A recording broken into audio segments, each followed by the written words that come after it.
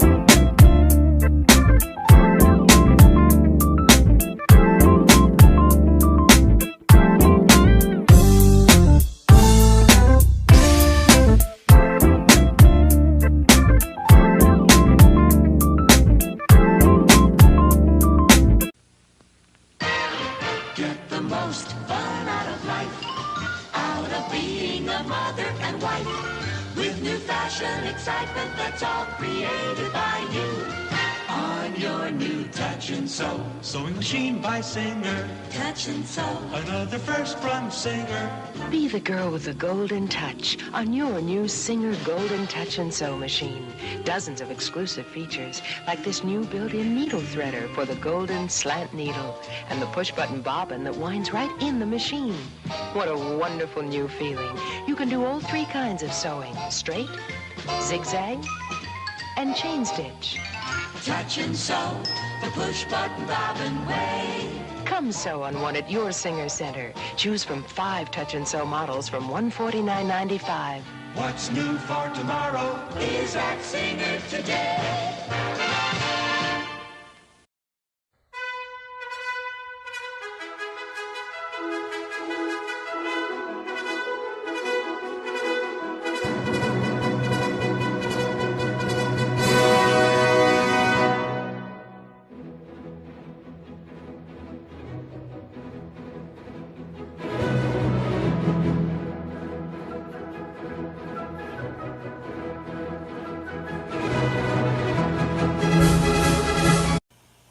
They're test-touching Touchtronic memory machines. Incredible.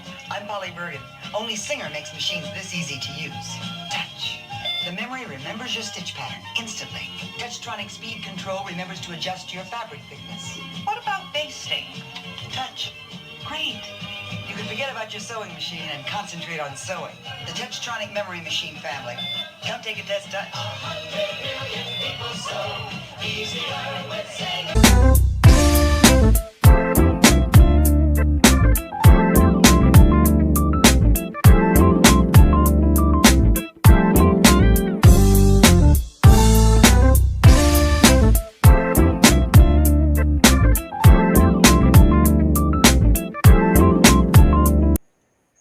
How's it going? I hope everyone's doing well. It's Monday night, and I'm losing my voice, but we're still going to go sewing. Welcome to the House of Sewing.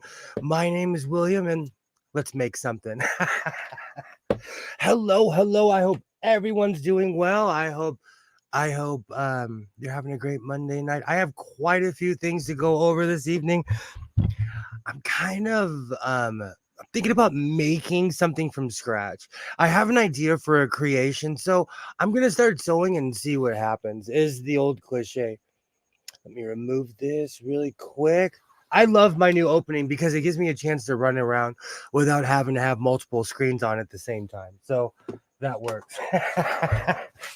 Welcome to the House of Sewing. I literally just got back from the craziness that is traffic, but as you can hear, the crickets are chirping. They live here too, and I just have to accept that. If you can't fight it, feature it.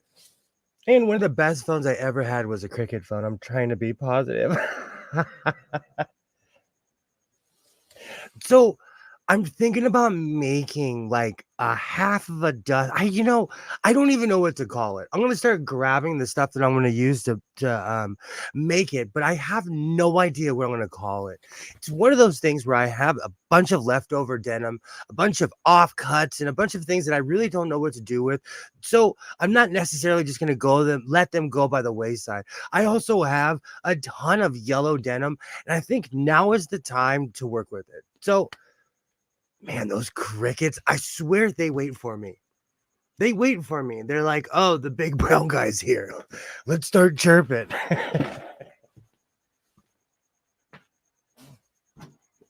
Oh.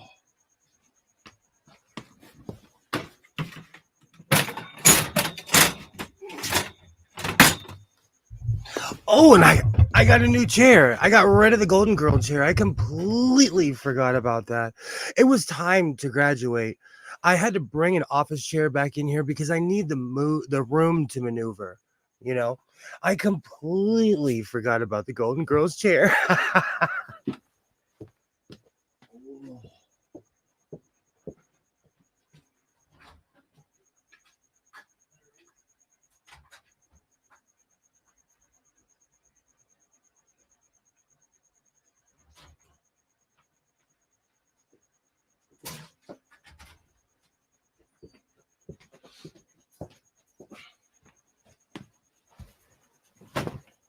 Perfect. I had it all laid out, but I really didn't know what to do with it. But now I have a couple ideas of what I want to do. I was thinking about a coat because I turned everything into a coat, but I want to say, I believe it was either this year or last year. I made something that was half of a coat. It was sleeveless, but it had a giant hood. Excuse me. You know what's funny? I know no one feels sorry for the guy who lives in the desert, but summer came early. Yay! Hello, hello, polished and assembled. Great to see you. Great to see you. My cricket fans have come out early this evening. Yeah, but it's hot already. So I know my vest is kind of like my identifier, and it's my Mr. Rogers identifier, but I might take this off periodically. Oh.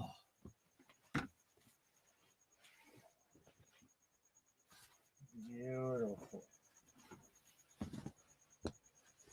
So I'm just gonna fold that over for a minute and just leave that there for a second. I decided to get rid of the Golden Girls chair because I need more room in here. Yay! Hello, hello, Pam. Great to see you. Great to see you. Do you know what's funny? I have stuck to my guns. It's been over a month, well, a month and a half, and I have not gone to my local Walmart. I've gone to every other Walmart on planet Earth, but I have not gone back to my local Walmart. Yay! Hello, Pam. Great to see you. Thank you for joining us. Thank you. Thank you. I'm just running through all the preliminaries before I start sewing. I've got rid of my Golden Girls chair. I have a ton of room in here. A ton of room in here. Yay. Hello, hello. How's it going, Ollie? Great to see you. Great to see you. I actually, it's funny. You've had really good timing lately, Ollie. I have freed up quite a few sewing machines because I've opened up this room.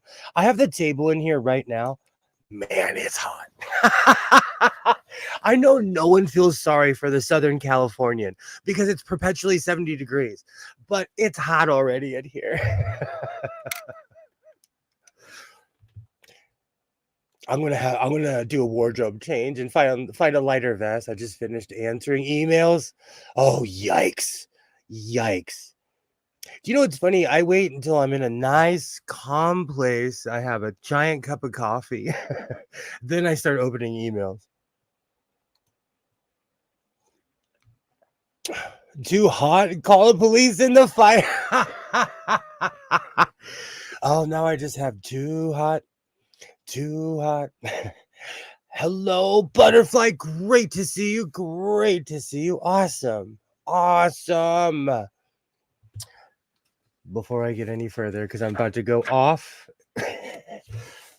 this program is for entertainment purposes only, and its content is not intended to malign any religion, lack thereof, race, company, individual, or wigs. All opinions expressed by my so called life and program participants are solely their personal views and do not reflect the views of every single human being on planet Earth. I hope everybody has a great evening flying my so called life airlines. But if you're having a bad day, if you need an Activia, we have exits on both sides. That's a izquierda and derecha. All right. I have a crazy idea for all my scraps. I have a ton of leftover denim. I was going through my piles of fabric today and I realized that not only do I have a roll of like 7 or 8 yards of denim, but I still have all the stuff left over, and I just found another patch of denim that is extremely light, and it's not that I don't remember where it came from, but it's been a while. Awesome. Hello, hello. It sure is a sewing machine day. Awesome. Awesome.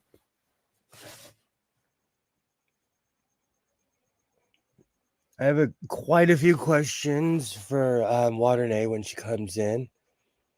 Things, I walk around and I look at different styles. I I'll get into it, but yesterday, not necessarily on a whim, I went out and bought Babylon 5. I was trying to buy the entire series, but I ended up buying season 3 and season 4. I'll get into it in a minute, but while I was watching this show, I noticed the styles and what everybody is wearing. First off, before this week is over, I'm going to make a Londo Malari coat. I might make it out of denim, but Londo Malari was walking around looking like the Imperial General of the universe, and I need that coat. And I forgot about that. I don't know necessarily about the hair, but I'll definitely rock the coat. I have trouble pinpointing specific styles. Well, it's a show that I loved. And throughout the years, I've been watching it. I got back into it back when YouTube wasn't terrible and they didn't censor everything. And over the years, they slowly have been striking down all the channels that have Babylon 5 on it because they want you to pay for it. So I finally broke down. That is one of our favorite series, Babylon 5. I love Babylon 5. Like I said, I learned through the last election that if you're not into politics, get into the things you love, so those things won't bother you. So I'm surrounding myself with everything that that I love to do, things I love to watch, and things that I'm into, and things that make me happy. So I've been looking at all the styles. It's funny how their interpretation of the future is different than like Star Trek. In Star Trek, everybody's wearing a jumper. Everybody is wearing coveralls. Even the leisure clothes in Star Trek are onesies. But in Babylon 5, they had much more of an interpretation of what people would be wearing in the future. And it's interesting because as human beings, style's reciprocal. So I want to know, when are we going to go back to wearing suits all the time? Or dressing like galactic emperors?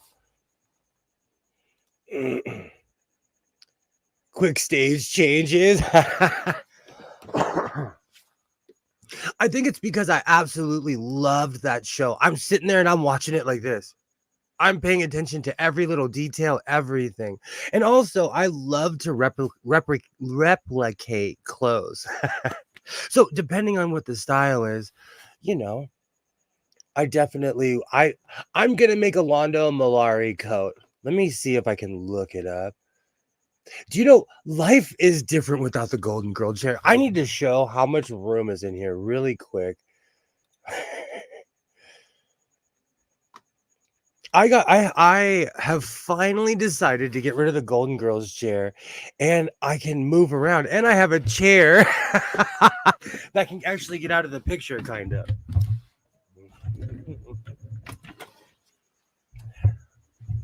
Oh, now only if I can work out my microphone. But I have room again in here. It's strange. I can bring my 6-foot table back in here. And I didn't bring my 6 foot in here because I want to be able to maneuver around. But it feels good to have room in here again. Yes, Space General in Victorian style. And everyone who's from his planet in a weird way dresses like that. And a lot, I'm looking at all the wardrobes because imagine if you had to make everything, if you had to make all of that. So I'm sure whoever was making that was like, all right, collars and cloaks for everybody. Every single character that's a Centauri, on top of everything, they're wearing cloaks. And I started watching the original Battlestar Galactica, and they they have their colonial uniform, but they have cloaks over everything. I'm down. I'm down to start rocking a cloak. I just saved a box liner that I could make plastic grom. Awesome. Awesome. I'm there for that. So I'm in this I think the cloak phase is going to be coming back because I'm in this weird phase of, do I want to make a Londo Malari coat, or do I want to start dressing like I'm in the original Battlestar Galactica? I'm probably going to do both. But that odd 1970s brown, uh, it's like an off khaki. Hard jelly like a plastic. That's awesome. They would be great for those styles of mic stands. I completely rearranged this room. As you can actually see, I have a giant television here, which helps with me not wearing my glasses. But I'm examining what people are wearing, and it's so funny what they thought the future was going to be in 1996. It's funny to see what all of those shows thought the future was going to be like. But in this case, it is hilarious to see. All right, let me move the camera back.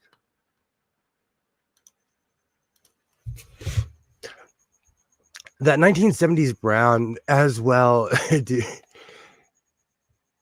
Seriously, Alibaba. And bell bottoms. Do you know what's really funny? I actually have bell bottoms that are that 1970s brown. Every time I put them on, every time I'm like, where did these come from? Where did I get these? And they're Wrangler too. They're Wrangler bell bottoms, and they are 1970s. Every time I put those on, John, I should not tell that joke. Never mind. I wear capes. So when you say you wear capes, okay, how often do you wear capes? Do you wear them like all the time? Because I rock long coats all the time. I'm definitely a caper. I can see you on a caper polish, all sleuthed out. Do you know, let me move this. You're gonna have to give me a second. I'm not used to having a chair that moves. always onward and upward here in the house of sewing. Nothing but production value. I had to get rid of the Golden Girls chair, and I'm back to having something where I can swivel and move around with. So it's gonna be fun. I had a pair of mid 70s purple denim bell bottoms. Wow. That actually brings me to a weird question that I was going to ask in Waternay. I have some shorter Ks, but that I wear in the winter. Superheroes. You and I, Wonder Twins. Wonder Twins. Well, you either look like a galactic emperor, something out of Star Wars, or you look like a superhero. They had lots of pockets on them too. That one coat that you see in the opening that I'm wearing when I'm smoking that really long church warden's pipe, that I put I think 6 or 7 pockets on that thing. I went off on that coat. Sleuthed out sounds amazing. That's the name of your punk band. That is definitely the name of your punk band. I have to wear the longer capes in the winter here. You know what's really funny? I always say I lived up north, but I moved to Portland, Oregon, and that's it's cold. I'm not saying that it's not. It rains most of the year, but I really didn't experience like a hardcore winter. The entire time I was there, I believe it snowed twice the entire time that I lived in Oregon, and it was 4 years. What is licensed Lando Calrissian Cape? I'm jealous now.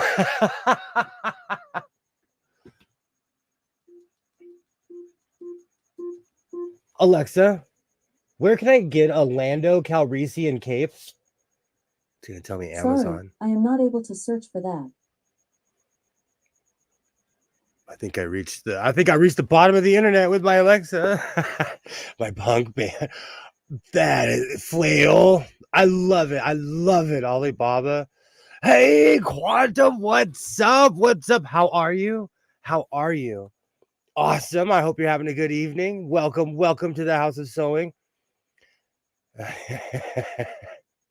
Like the medieval weapon, or yep, exactly. We've had this conversation about I have mace in my house, and we've had the conversation where people call it a cat of nine or whatever, but it's mace. It's mace. We've officially hit the bottom of the internet. Welcome to the House of Sewing. Hello. Awesome. I want to wear my glasses, but it's so hot in here. They keep on sliding off my face. And these are so dark that I can barely see the chat. The one time I buy glasses that are good for driving, they're just not for pulling full Corey Hart and wearing my sunglasses at night. So glad to be here to catch you live. Awesome. So I'm really thinking about I should start sewing since I said I was gonna make something this evening. You know what? I couldn't figure out what to do with my other camera. So I still haven't figured out if I love or hate this angle. Because relatively speaking, the camera has to be in a certain way because I have all my lighting in the back of this room here, and I don't know what to do with this camera. I might get rid of it. A cat of nine tails is short whip with 9 whips on the handle. We need to donate to the chat glasses fund. It's me. It's all front. It's all up front. I'm fronting. I'm pretending, and I'm not wearing my glasses. See, I put them on. I'll tell you honestly, it's because of I look like a different person with or without my glasses on. That is the lounge cam. This looks like a weird nanny cam. I have all these fancy webcams and I don't use them. I have a giant green screen that's like 15 by 15. I do not use that thing. The other upper cams is CCTV on the left.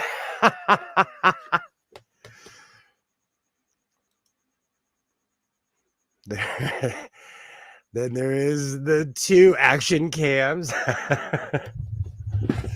All right, we'll see how this goes for a minute. You know what it is too is I there's certain things like I recently shaved. I stopped showing my age. When I wear glasses, I feel like I show my age. But I'm just being over analytical.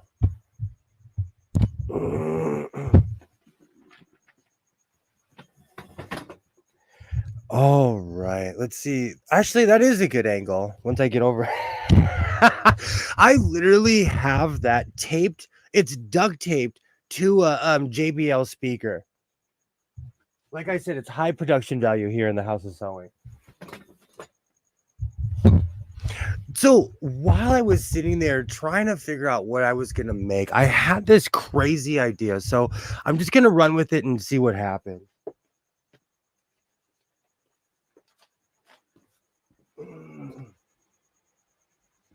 But I have this extremely unused pattern called. Oh, I just dropped my. This is my me. Good grief! This is my Mimi GR11. Oh, I forgot. Forgot what camera. This is my Mimi GR11 407, and I think at this point I've got my money's worth out of this pattern. It's too hot for Sons of Sewing. It is too hot.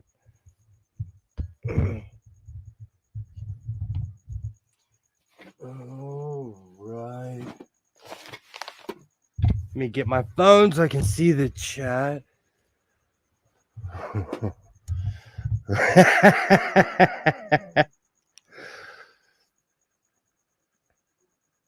Gaffer's tape.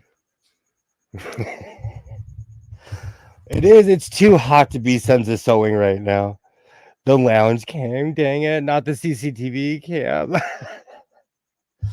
I feel like I have to use these things. I have all these fancy cameras. I have all this equipment that I never use. So I might as well. All right. Let me turn this around. You know what? My son is in there lifting weights. He sounds like he's breaking something. It takes everything in me not to go in there and be like, what are you doing? What are you doing?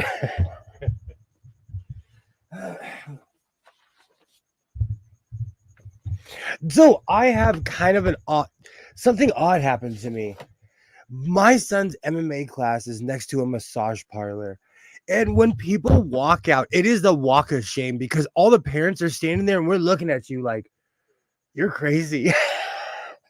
So, people walk out. This one guy literally like had a book in front of his head. It's funny when people walk out.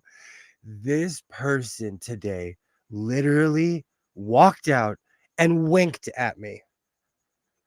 When is it appropriate for a grown man to wink at another grown man? And this was an unsolicited wink. Like he walked out and looked me eye to eye and winked at me. And I was like, did he seriously just wink at me? Oh. Massage therapists are lifesavers, myself. That's my profession. I'm not dogging the profession. I'm not saying anything nefarious, but this particular like on my side of town where I live, if anything says massage parlor, it's a wink wink kind of thing. Because I knew someone that was a massage therapist and she would go to people's houses. She had her own table and everything. That's different. When you're staring and judging and the fella stepped out, you know what? You guys are making me feel bad. I'm old school though. I didn't like take his picture or anything. I just gave him the look of shame. And I was, you know what? Let me get my book. I'll show you. I'll tell you exactly. You know what? I'll grab it in a second. But I'm reading about physics. Now you guys are making me feel bad.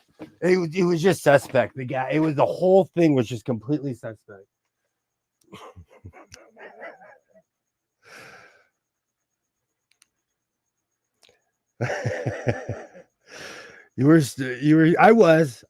I'm sitting there reading my book because the entire gym dojo smells like a wet sock.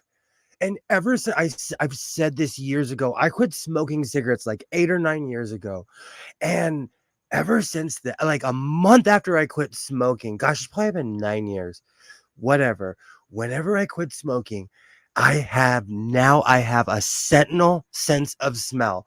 So I absolutely love my son. What he's doing is positive.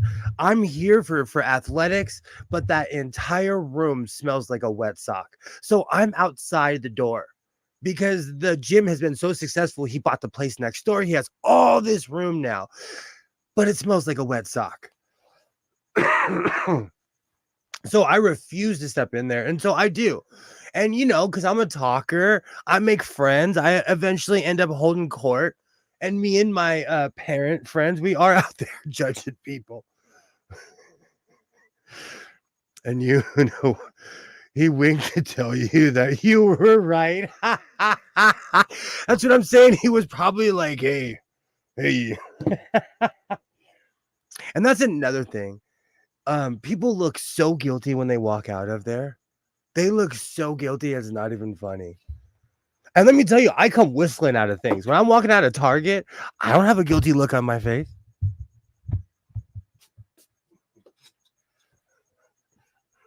Maybe Walmart because I have no business buying oopsies. At this point, I need oopsie rehab.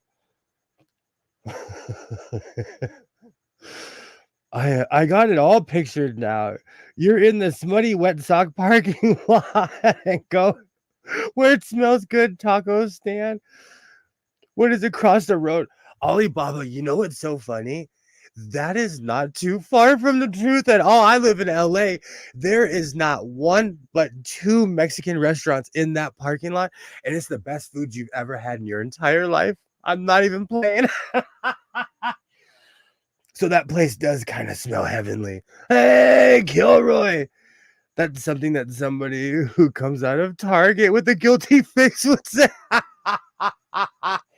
Oh, Kilroy, great to see you. Great to see. You know what? It's good to see Quantum. You are so welcome here in the House of Sewing. Alibaba, Butterfly. It's great to see everybody.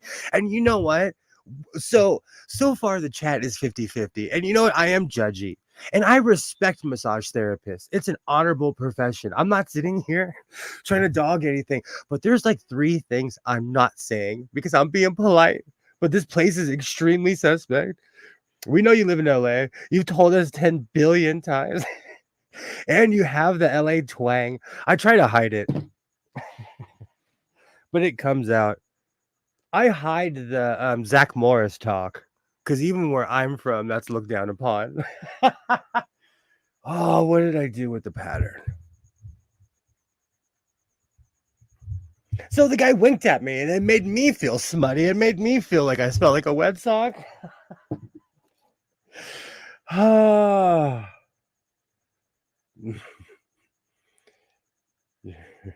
You're trying.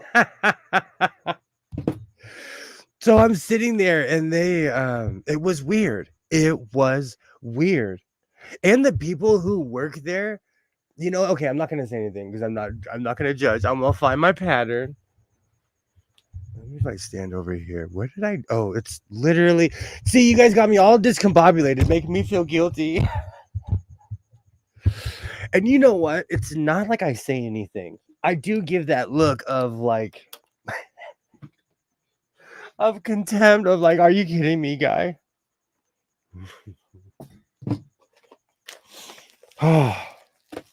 And one reason they don't say anything is because everybody in the store next door is fighting, so they assume that we all know how to fight.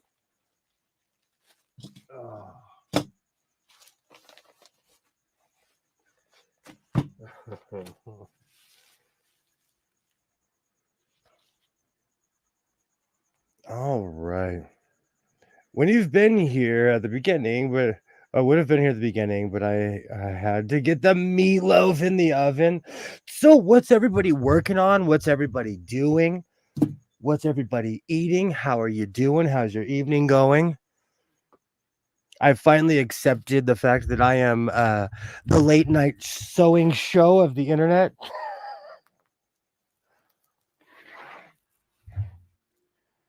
Oh.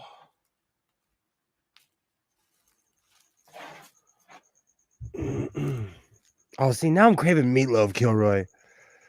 Right now, I'm eating coffee. Same. That's why I like. If anyone will ever notice, I come into these streams like ah, cause I come home, I'm pretty flat. Then I start drinking espresso, and it kicks in.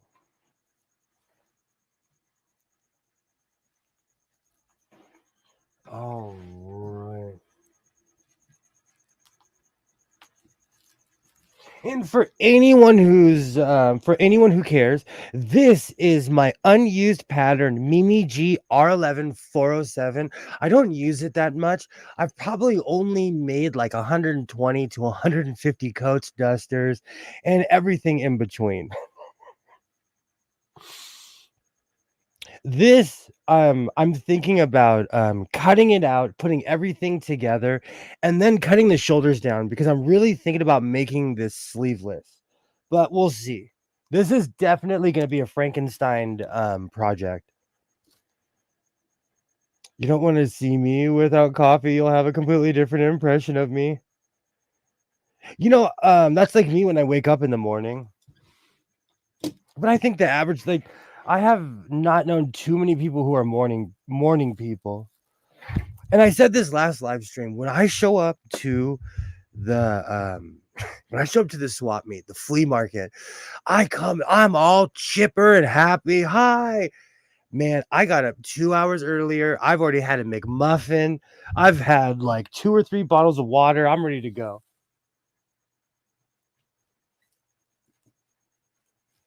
Oh.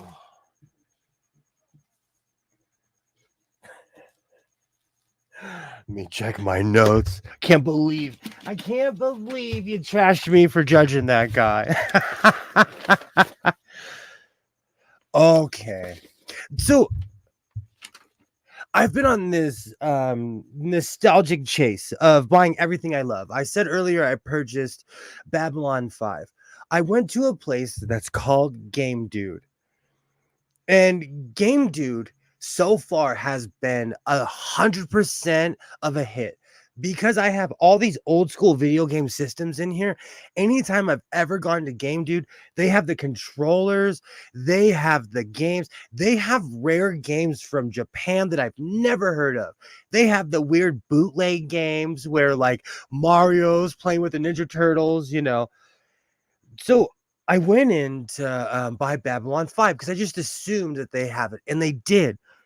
So I came in with cash because these, like, when you buy box sets, it's expensive. I was expecting it to be like 20 bucks a box or something insane. So I came to drop some money down. When I walked in there, the guy told me, I'm like, do you have B5? And he's like, oh, I only have season 3 and season 4. So he goes and grabs it. Okay. First of all, this person was dead inside. I said it.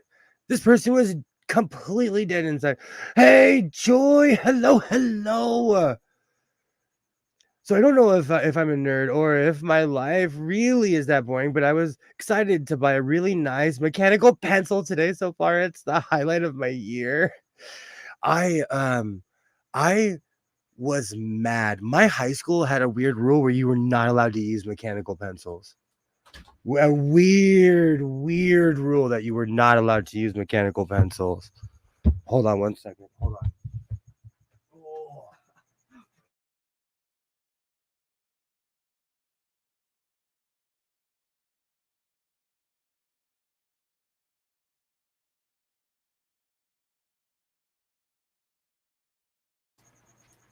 Shit. That's crazy.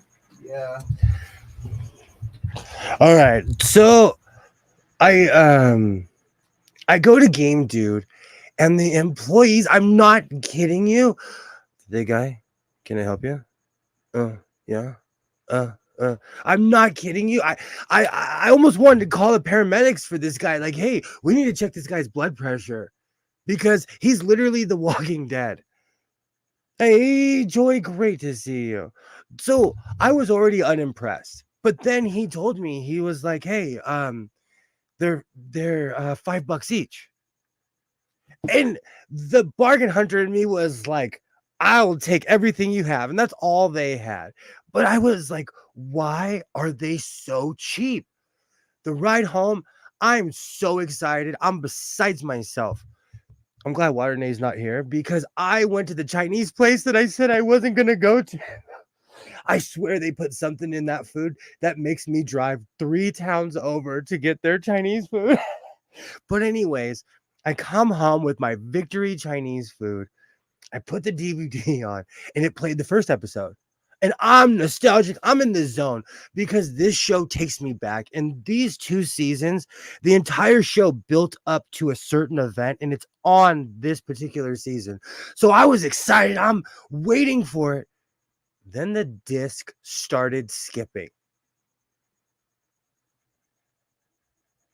And I'm like, at first I had that initial reaction of like, of the launch codes are off, the we're at DEF CON, whatever, the flaps open, the bombs are about to fly. But then I had that revelation of you get what you pay for. I paid $5. I paid $5 for a show that was on in 1996. The episodes I'm watching were on in 1996. So that means the original episodes were like in the early 90s. Needless to say, season 4 is playing beautiful. I'm watching it right now, but season 3 was a complete bust. Maybe he thought you look like someone from the boxing game. Do you know what's really funny? My son just walked in because his friends constantly show him pictures of people who look like me.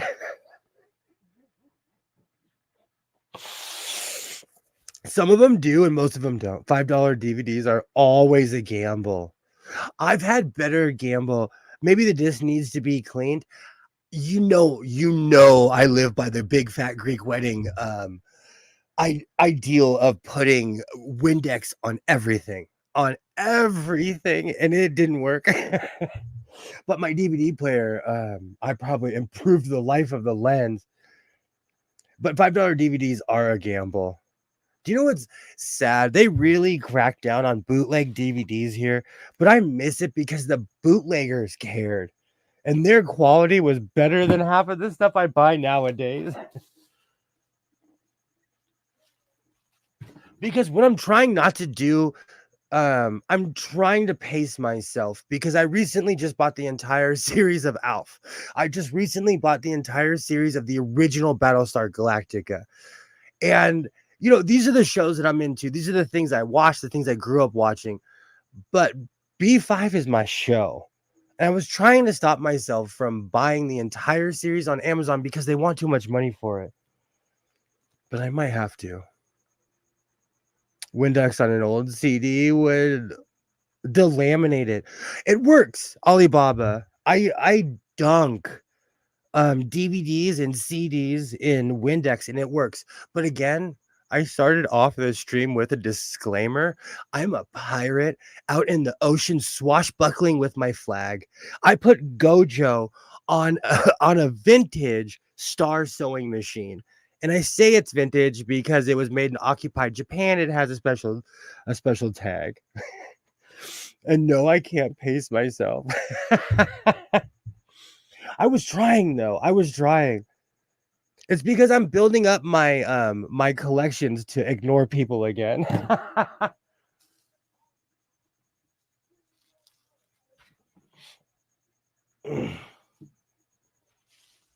Perfect.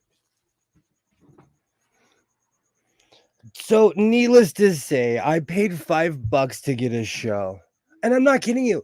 The guy took the DVDs and he walked over because they have to, it's how they sell it is weird. They sell you the DVDs, then they go to this other window and they hand it to you on the other side because you're going to set off the sensors. I understand their their system is so old. Their receipts are printed out on IBM printers with the double-sided printers. That's how old. Out loud, I said, "Holy S!" And the guy looked at me because he was dead inside as well. I was like, "Oh, I'm so sorry. I just haven't seen one of those since the Preozoic era." Do you know what? That's funny. That is gold. That is comedy gold. And the guy looked at me and he's like, "What's the Preozoic era?" I'm not kidding you. I'm not kidding. I'm so unimpressed. This is why I sit at my house and sew. Oh, Cool shop for sure. It's a really cool shop because they have every video game you can possibly think of. And they were clutch during the pandemic because I have a Sega, I have a Xbox, a Nintendo 64, a Game Boy, a bootleg Game Boy. I have all kinds of old school video games. And that place is clutch because they have all the games. But they need to step it up with their employees. And if you look it up, um this is one reason I was reluctant to talk about it, because you're going to be able to easily look it up and then look up my AOL account and see how much of a Karen I am. But go ahead, and you'll recognize it because it's my old name. But I let them have it on. I'll admit, I am my so-called Karen. You know what? I'm not as much as a Karen as I'm just quality control. That's all. I have to go. Have a great night, Butterfly. Thank you so much for stopping by. I'll be back at it on Wednesday. Oh, so I had it was worth it though, because I got Battlestar Galactica and it really brought me back.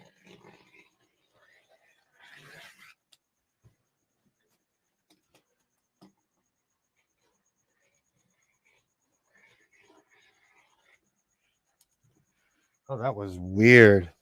That was weird. It completely missed a section. And this blade is semi brand new. Ugh.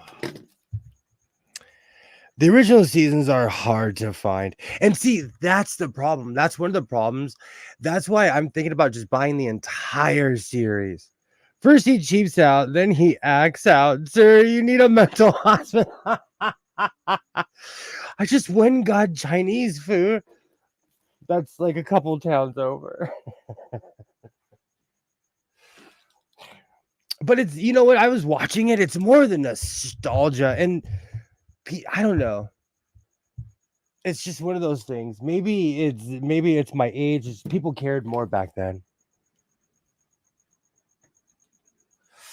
All right. So how long do I want to make this? I need my ruler. Ugh.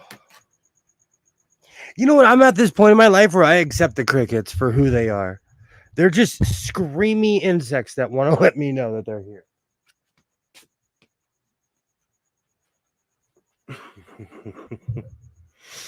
Oh man.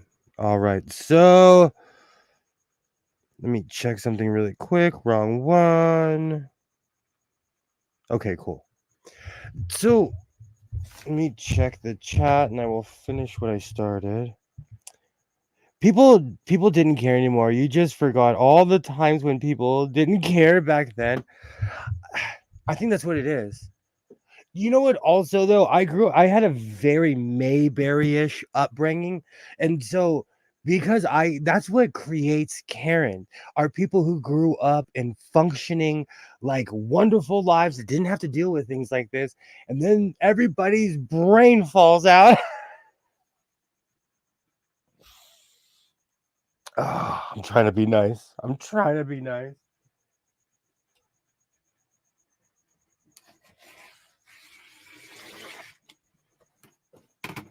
Perfect. Perfect. And it's not even the fact that, yeah, it is. I've said this a million times. When I was younger, I worked in the service industry, and I would walk in and people would walk in, I'd be like, be our guest, be our guest. You know, I know how to act. I think that's what it is too.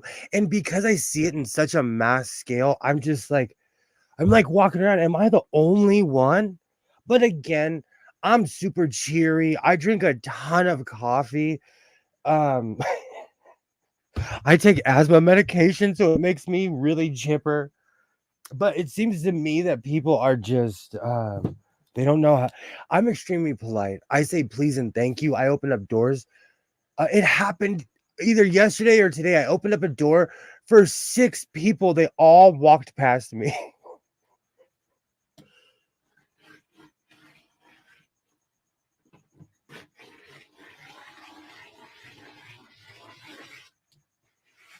Perfect. That's not headband size, so I won't try. So we need Sewing Anonymous, Oopsie Anonymous, Carrot Anonymous, Cricket Anonymous, R11407 Anonymous, and now Chinese Food Anonymous. Yes. Yes. The Chinese food is more obvious because there has to be MSG in that. I literally live 2 towns over and I'm like, man, I'm really craving that Chinese food. But I do good because I don't go all week. It's just I go once a week and it's habitual. And the crickets, I like, besides tenting my house or tearing down to the frame, completely uprooting all of the soil. There's really nothing I can do about the crickets. And you know what's really funny? Spiritual people tell me all the time that crickets are good luck, they're a good sign, and all of these things. Say that when you live in a house with thousands of crickets.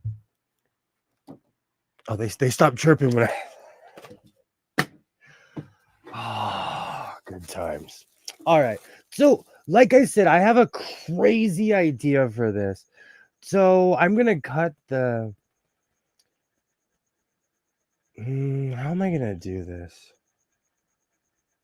Let's see if I. Oh, that's right. I could make a giant. Well, let's see how much material I have left over before I start promising a hood on this thing. All right. So that's the top.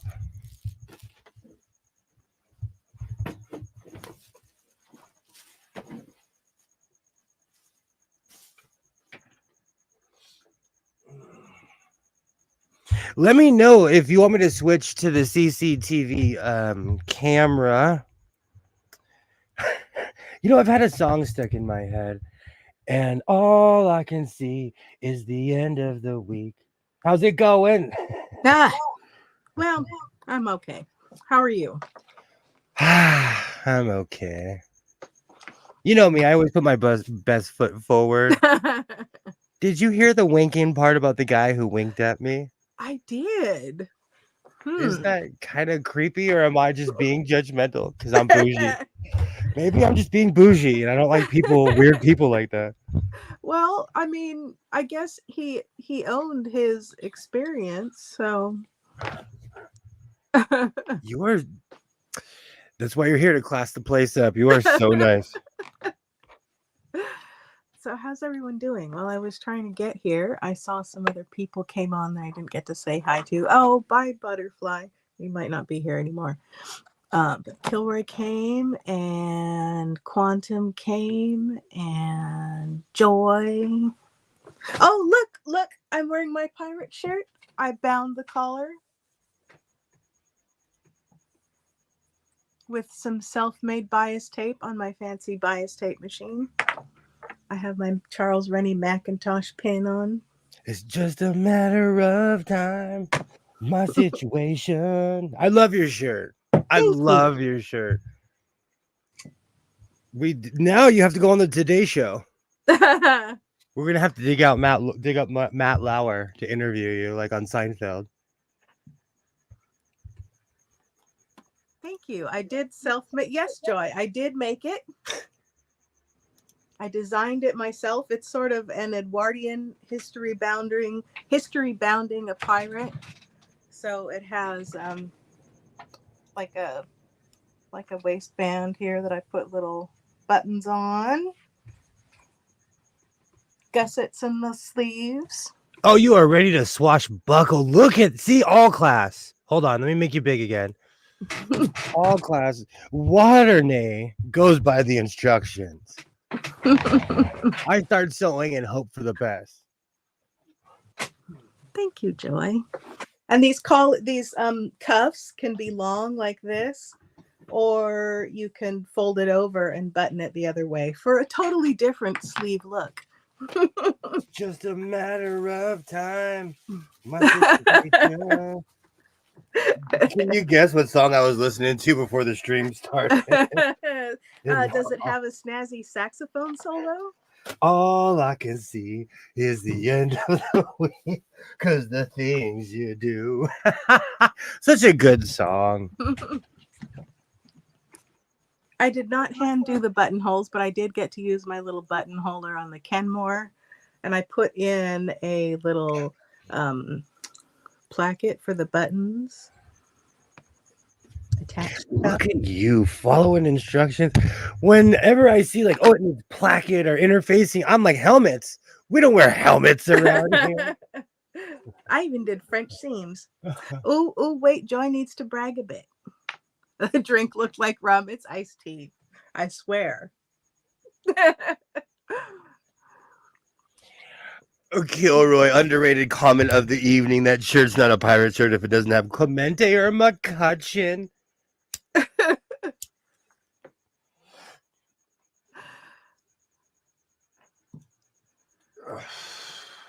My niece and her cheer team came in first place at the cheer competition there in LA.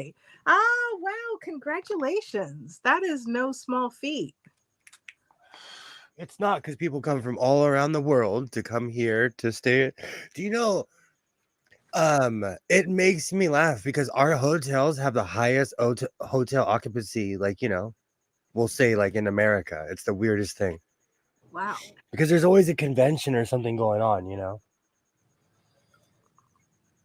Brag away. Brag away. Yeah. So pleased for you and your niece. Oh, this lighting washes me out.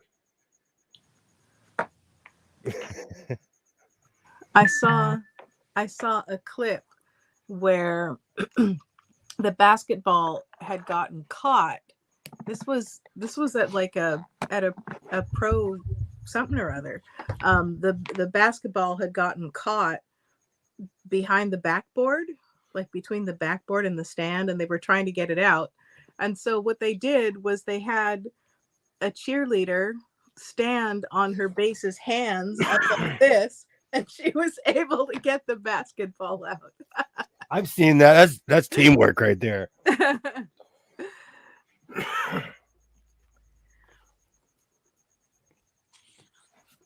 My situation never changes. I almost tripped on my own. I have so much room in here. I'm like tripping on the carpets. I'm gonna take my boots off live because I want to illustrate how much tall they make me. Okay, so I don't know if you can see the difference. This is me with one boot off. You always get a kick out of that. I do, because I don't feel that tall. I don't, Well, I'm back to 5'9". So, what kind of chair did you get? Thank you for asking. After, let's see, 5 years ago is when all of this started. When I wanted to, like, let's be real, I was YouTubing. I wanted to be like the big kids. So I went to Office Max and I literally bought a chair that I saw that somebody had on YouTube. And it was like the standard at the time, the YouTuber chair, because obviously everybody went to Staples or Office Max and they all had the same chair. So I reupholstered that thing. I did everything I could. It snapped. I bought another one and another one. I told you, I bought a chair at my local Staples. It lasted a month. It was $100-something bucks. When they say get the warranty, get the warranty. No, they should have honored that. That's ridiculous.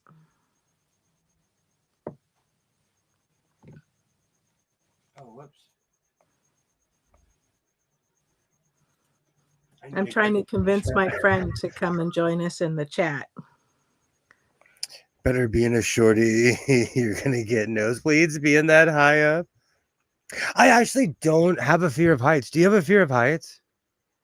I do. Like, it's not like I get vertigo or that I can't stand at a high balcony or something like that. But I have a healthy sense of of danger. So, Thank you, I Joy. can climb a ladder, but I'm cautious. Thank you, Joy. I actually got a job one time because they were like, "This guy's not scared of heights," and I got hired. Excuse me, because it was like a requirement. For what kind of job? Are you It was changing the welding. light bulbs? It was welding. Ah, Yeah. I saw that thing with the people that changed the light bulbs in the towers. I think I sent you the video. And I watched that. That was amazing. it was, what was it, like he climbed like 1,500 feet or something like that, and he got paid, was it 40,000 a light bulb or 20,000? I I would don't know. do that job. Have you Seriously. have you ever heard of a steeplejack? No. Okay, so I'm speaking of more after World War II, but in the UK, they would build everything with bricks. All their old mills, everything were built with bricks. And so steeplejacks would come in and tear the buildings down literally brick by brick. Oh. And they would climb up there on like it was not a job for the faint of heart, and it had a high probability of ending your life. Oh my goodness. I've been watching Escape to Rural France, and he's been rebuilding a chateau that was burned out in a fire. And I swear that man is part mountain goat. He's like tippy-toeing across the joists 3 stories up, and it's a wonder he's still with us. Seriously. Are you jumpy? Because like I told you about my mom, where like if she's in the car, she goes, I can't Oh be in a car no. with someone. No, that'll, like, yeah, that'll get you killed. You like go gasping at things. Someone's like, "What?" When they're trying to drive. And she grabs on that, like when I'm driving, if somebody's making a left and they could be like 100 feet in front of me, she starts grabbing onto things Oh no. like we're gonna collide. Oh my goodness. Yeah, I'd have to put her in the back or something.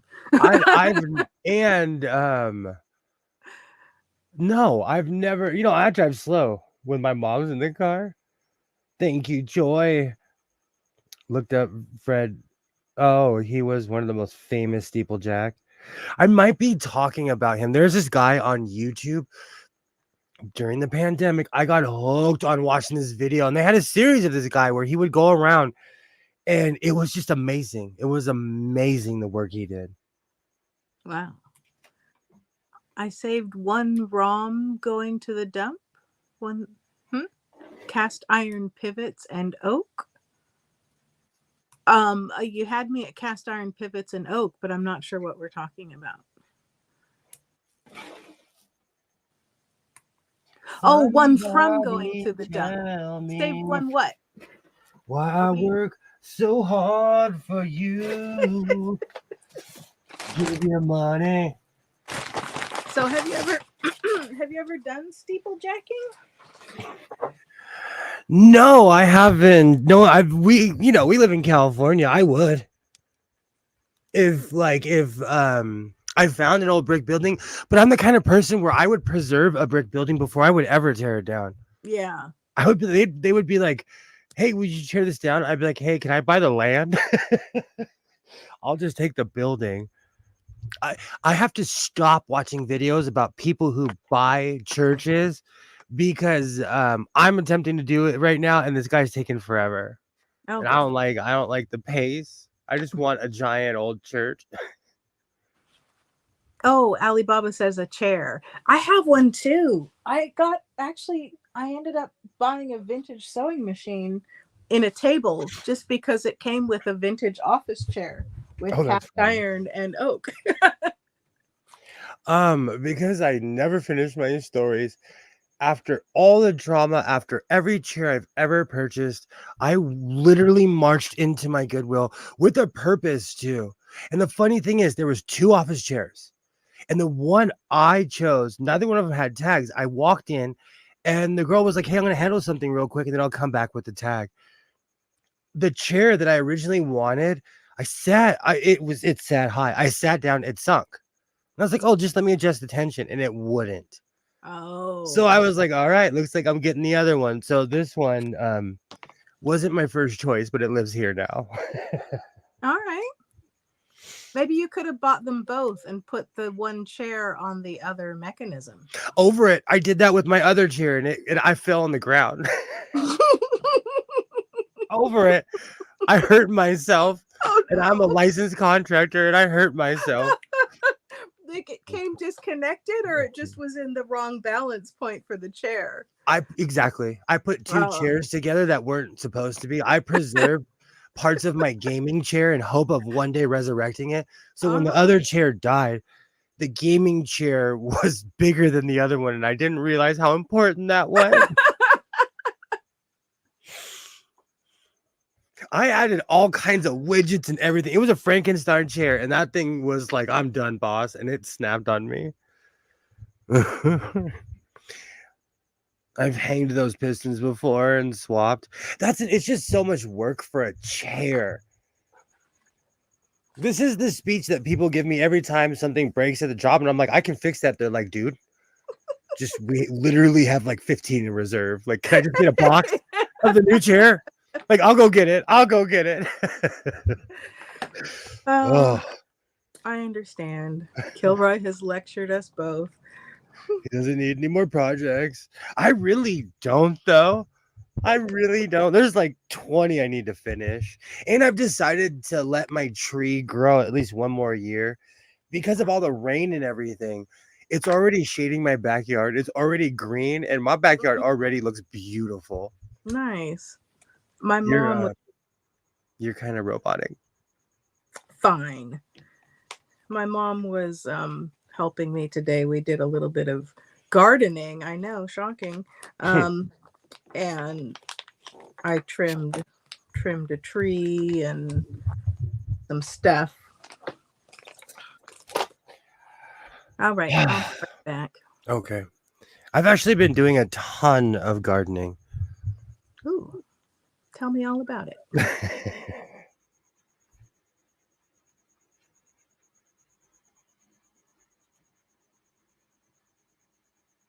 No rubbing in gardening. You know what? Because of all the rain and everything, my backyard is completely green. My grapes are already growing. My chili peppers are coming back.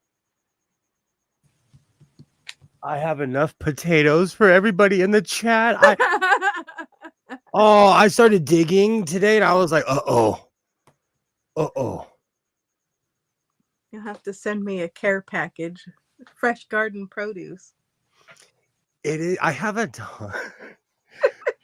And because of the water table, like, man, it's been raining a lot, so everything is happy. And it's funny when I started digging, and I'm like, uh-oh, there's one potato. It means there's 50 behind it. So if anybody ever wants to know, when you throw a potato in the ground, you think when they grow all those roots and everything, they grow for real. Like, they grow for real. But I get pride. My son, he always tells me, he's like, you get way too excited over mashed potatoes. I'm like, but I grew these. Wait a minute. You should be proud of that.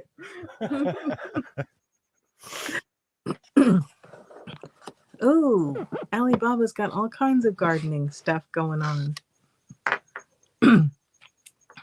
The grapes are the best because I just walk in my backyard and I just start popping those things. Nature's candy. I have rhubarb coming up and some garlic and onions. That's awesome. Nice. Chive strawberries 1 month ago. So strange. I'm telling you, it's because all the seasons are off. Like, we have been unseasonably rainy, so everything is green. The hills are still green. Usually they're brown by now.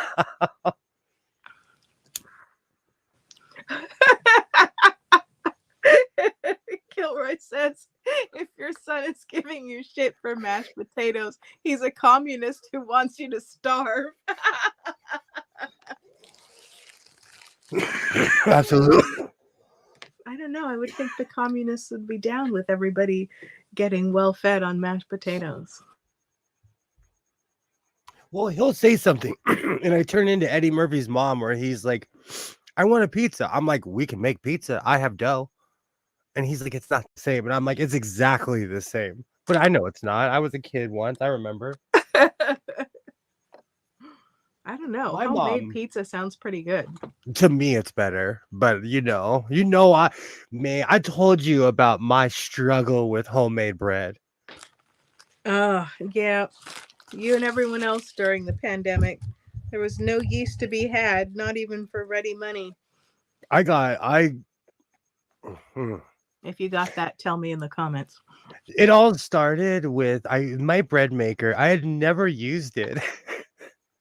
And it came with a bunch of test stuff, and I made bread.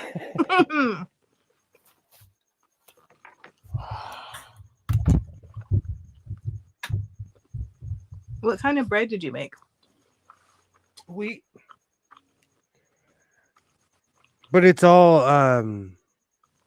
quite honestly, anything that's fresh bread, I will devour.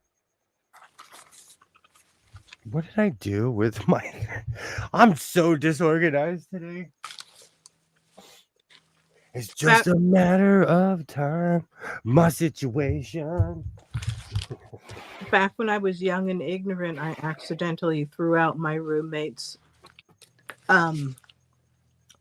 multi-grain sourdough bread starter. He was out of town and I didn't know, and he had left it on the fridge, and I'm like, oh no, he forgot and got to get rid of this, and I threw it out. I felt so bad. I bet he still thinks about that and judges you. Probably. I don't blame him. I just wish he had told me. I'm gonna take a break. I lost my rotary cutter. Didn't you just have it like 10 minutes ago? 10 seconds ago.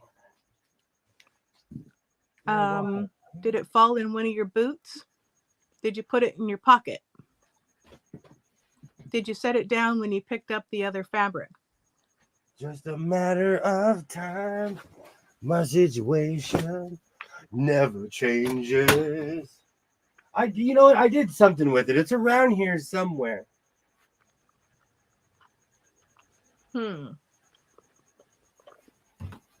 Did you set it down on the chair and then put fabric on top of it? No. Oh! That's all right, because all I can see is the end of the week.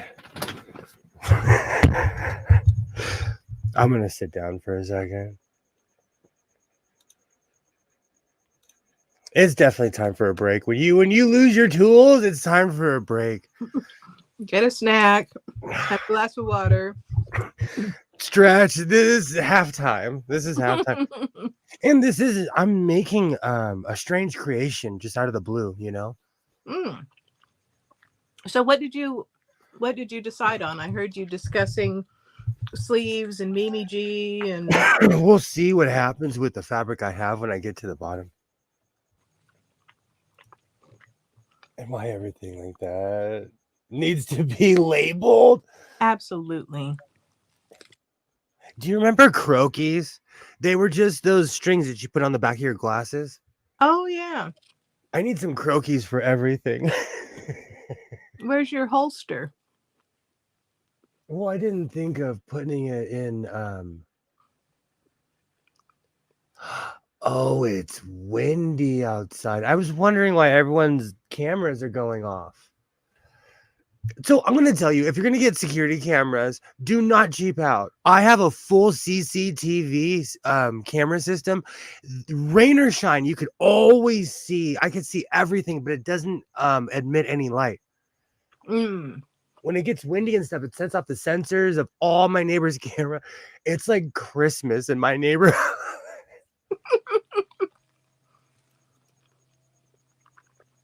You know, you say that jokingly, but I have thrown my back out. I don't know if anyone remembers, I pulled my coccyx and did a live stream 2 days later. Gosh, that was like a year and a half ago. I literally had a cane. I had a very awful experience at the doctor getting my tailbone fixed when I landed on it. It was worth it, but it was it was not anything I'd like to repeat anytime soon. I walked around with mine and let it. It was awful though. It taught me a lesson. And it was it was the most random thing when I pulled my coccyx because I was standing here and I was coughing, but I felt I felt the Oh. jump. Oh. So I have a question for you. Mm-hmm. Are you pro or against white denim? I don't care. If you want to wear white denim, wear some white denim. I have some white denim. I have this great debate in my head. I wear a lot of darker clothes, but light stuff on me. I don't know. Certain things I love, I don't know. I'm just trying to find an excuse. I have a ton of white denim, but it's just not something to necessarily wear anymore. Of all the styles that I'm trying to bring back, it's funny how I don't wear my white denim.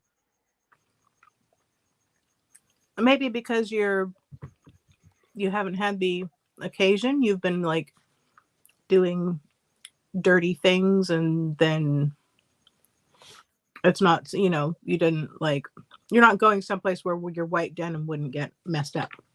I'm extremely hardcore. And I always have stuff on my hands. That's why I wear darker clothes. These jeans are a perfect example. Like, these are my work jeans. I've had them probably for a month or two, and I can't wash the stains out of these things. I looked down, I put them today. I pulled them out of the dryer. I'm like, wow, there's a reason why I have work jeans and then life jeans. Yeah, you wear light denim all the time. So I guess. But this is different though, because I guess you're right. I like white denim. I don't wear it. You have a ton of almost everything. This is true. This is extremely true. Wear that white denim and you'll look like you're in a Mexican ABBA cover band. It's very true. Very true. Can you hear the crickets? Yeah, I could hear them earlier. Now I can't hear anything over my chewing, but I tune them out, and every once in a while they come back. Speaking of chewing, is my chewing loud on the microphone? Am I like squeaking people out? I can't hear them now. What did I do with that rotary tool? There's two that have found each other, and they are chirping. Just hang out already.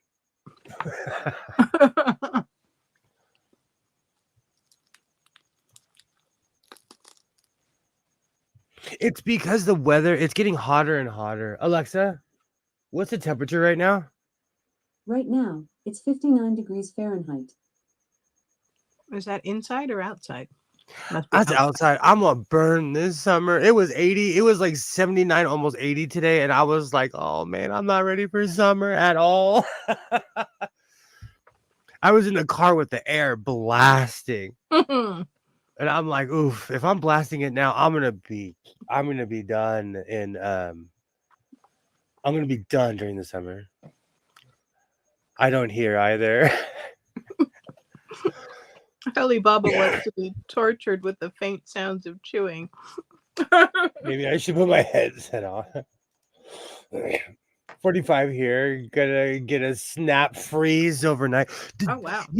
The weather has been so crazy. Every single weekend it's been raining or overcast. I talked about that with my fabric friends at the swap meet.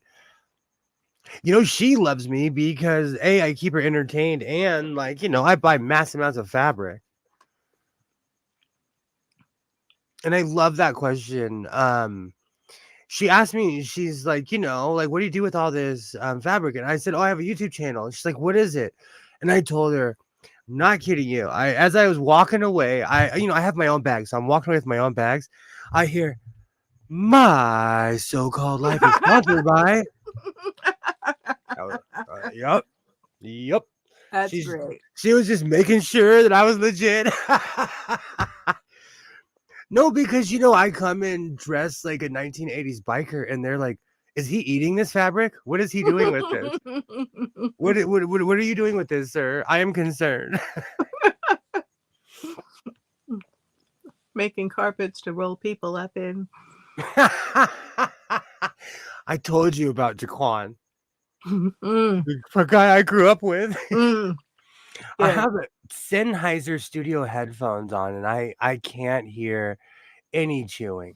Mm, There you go. nice. I It have was Sennheiser. 21 C the day of the. Sorry, my kid. I have sentinel hearing. My kid closed the front door, and my first instinct is to turn and look at the front door, like, "What is there noise over there?" Must have been getting chilly. He's working out, so he'll catch a freeze. But I make him open up the kitchen and the living room because he's making my living room smell like a gym. Oh no. And so he has to deodorize. We have rules now if you're going to work out. Is he rolling around on the carpet all sweaty? The smell just stays. I don't know Ugh. what it is. And like I walk in my living room and I'm like, I told you ever since I quit smoking cigarettes, I can smell everything. It's changed my life, actually. That's crazy. It was 21 C the day of the eclipse, and that's nearing freezing. Cool dampness to you, cold to the bone. That's crazy. It's almost summer here again. Like spring. We don't have a spring, so we're the beginning of summer. Will is more of a concrete shoes guy. Goon, my goon patch. Hey, how's it going? Time traveling. Hello, nightmare. We're here in the future. Just having a good time. Where is my rotary tool? I can't believe that happened. I'm about to get the other one. That's so strange. I marked them just so I know which ones are the new ones and the old ones. Is it under your fabric on the table? Lean into it. If he wants to be Rocky, then you gotta be Mick and display. Still to this day, as someone who worked in a meat packing plant, on Earth, you would never be able to walk into a meat packing plant and start working out on some ribs like that. We have laws. And I always thought that was the coolest scene until I got a job working in a meatpacking plant. And after the first week, you realize that's all Hollywood. Never would you be allowed to just. Mick would have been fired.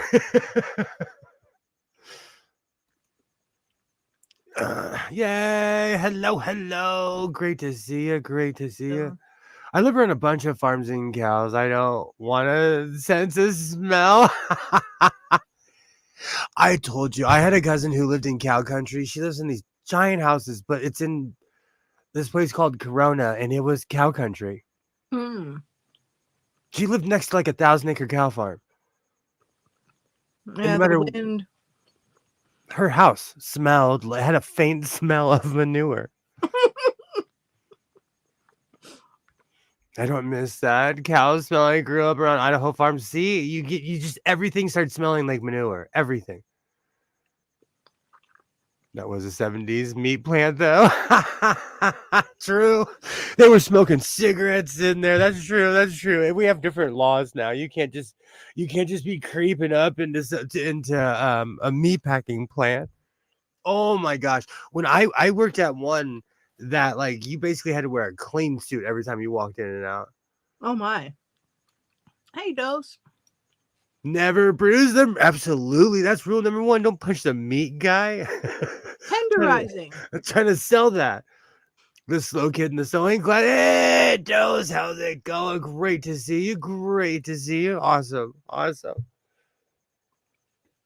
Oh, Joy, the second you said that, now I have, hey, Mr. DJ. Everybody.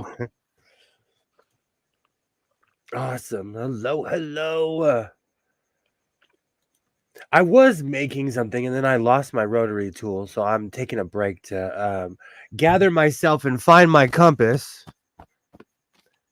It couldn't be too far. I'm eating a steak sandwich. Oh, now I have Hey Mr. DJ stuck in my head. Awesome. Awesome. I saw an ad for a Kickstarter coming out, and there's a compass, but it's not a regular compass. It's got GPS in it, and instead of pointing north, it tells you which way to go, and then the other hand tells you how far before your next turn. So it's like a modern GPS in an old sort of analog looking compass. Looks interesting. I don't know how much it's going to be though.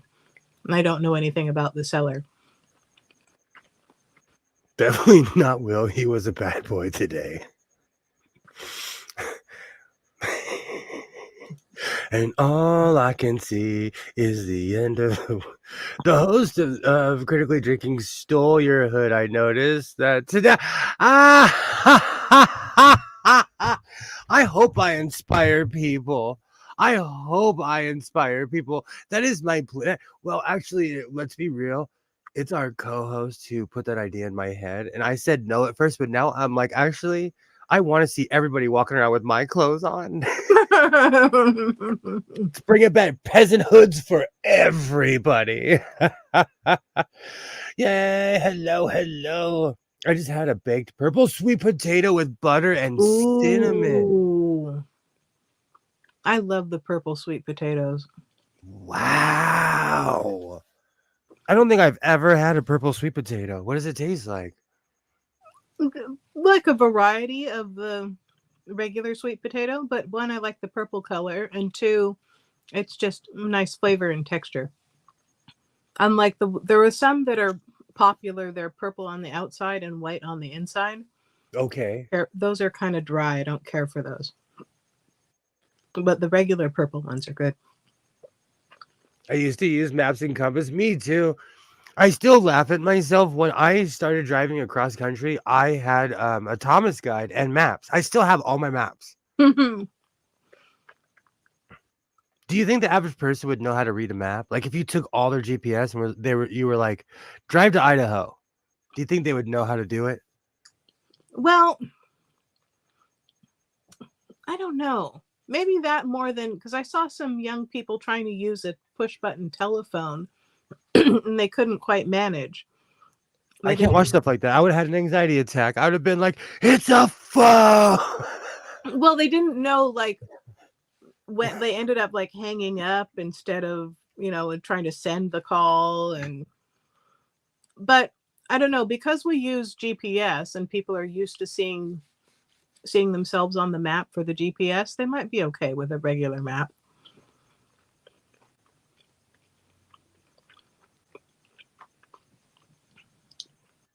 I don't know how I did a Harry Houdini on myself.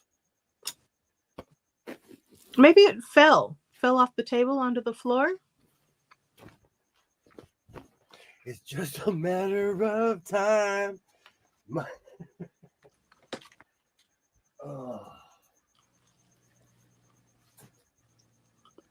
Yeah, the purple potatoes are good. Alibaba says the purple isn't as mushy and they're sweeter. I grew up around yam enthusiasts, and so I'm not necessarily a fan of. I told you, if you put a sweet potato in front of me, I wouldn't eat it. You put it in a pie, I'll eat 15 of them. Maybe you're just not preparing it right. I'm the same as Joy. Never had purple. I say in 20-mile radius of my house, I haven't needed a map in years. The purple isn't as mushy. I still can't read math.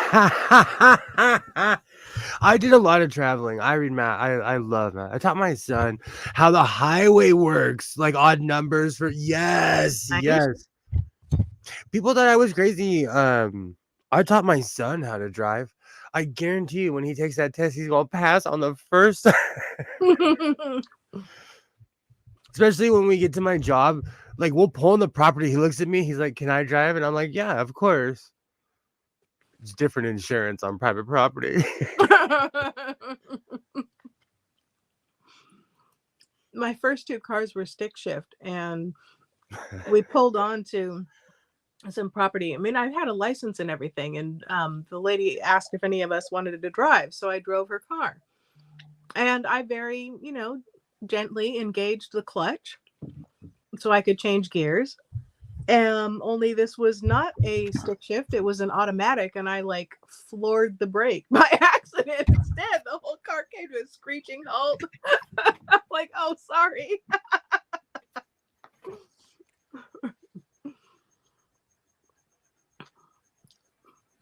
Kilroy says, "Here's a map. Let's race to your mama's house."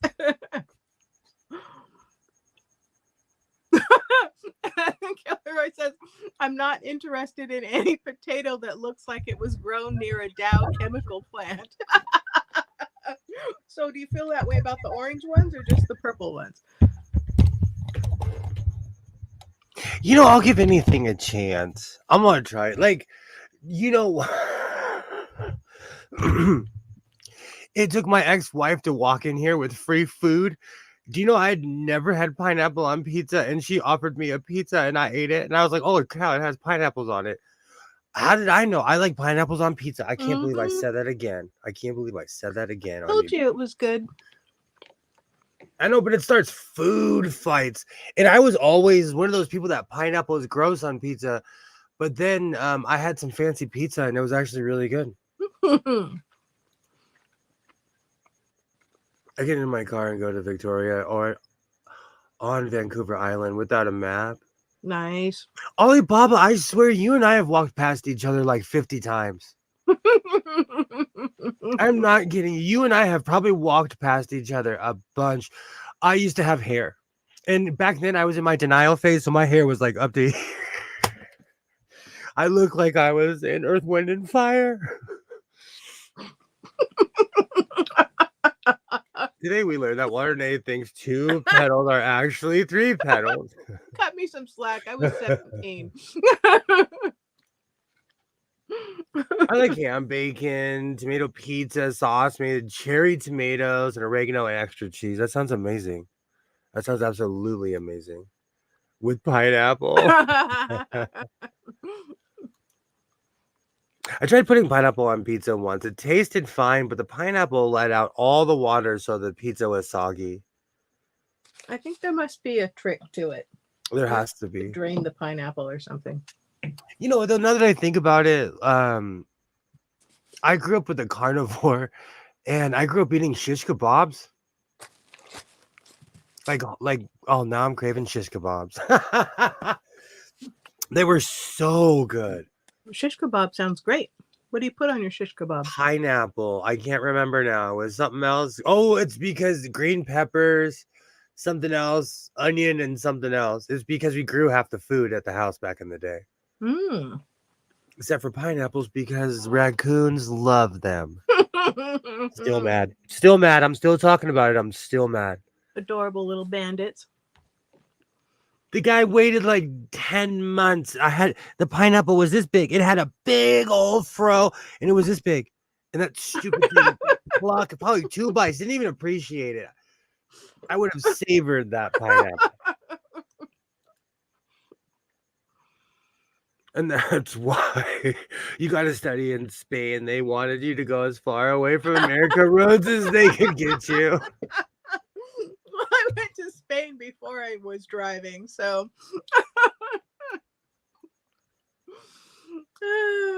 it was one time, Kilroy. One time. I learned my lesson quickly. Oh, that was weird. My computer wouldn't let me change the comment for a minute. I almost panicked. I was like, uh-oh, we're shutting down again. Ooh, Alibaba has a great idea. Need to pan fry the pineapple first and caramelize it with a bit of salt. Ooh, that would be amazing. There's a good friend of mine who went to Le Cordon Bleu. She taught me. In LA, we call them ghetto dogs, but basically they're hot dogs wrapped in bacon. They sell them in every event. If you go to any event, there's people outside selling them. Well, we started getting smart and making them at our house. And my friend taught me this gourmet way of making them. They're amazing. Did you watch that Jordan the Stallion video I sent you, where he Mm-mm. took bacon grease and put popcorn kernels in it, and then added some crumbled bacon and a little bit of brown sugar when it was done? Oh my word, looked amazing. I do it with turkey bacon though. Not really a bacon fan. I know that's heresy for some, but Heresy. Heresy. Get the stalks. Heresy. Are you kidding me? The first time I took my son to a county fair, I was scared he was gonna jump on a pig and try to take it home. That is. Well, if you're I'm at a the right bacon lover. event. What was that? Sorry, I'm a bacon lover. Do you know how much animals are? Like you can get rich selling pigs and cows. You can get rich.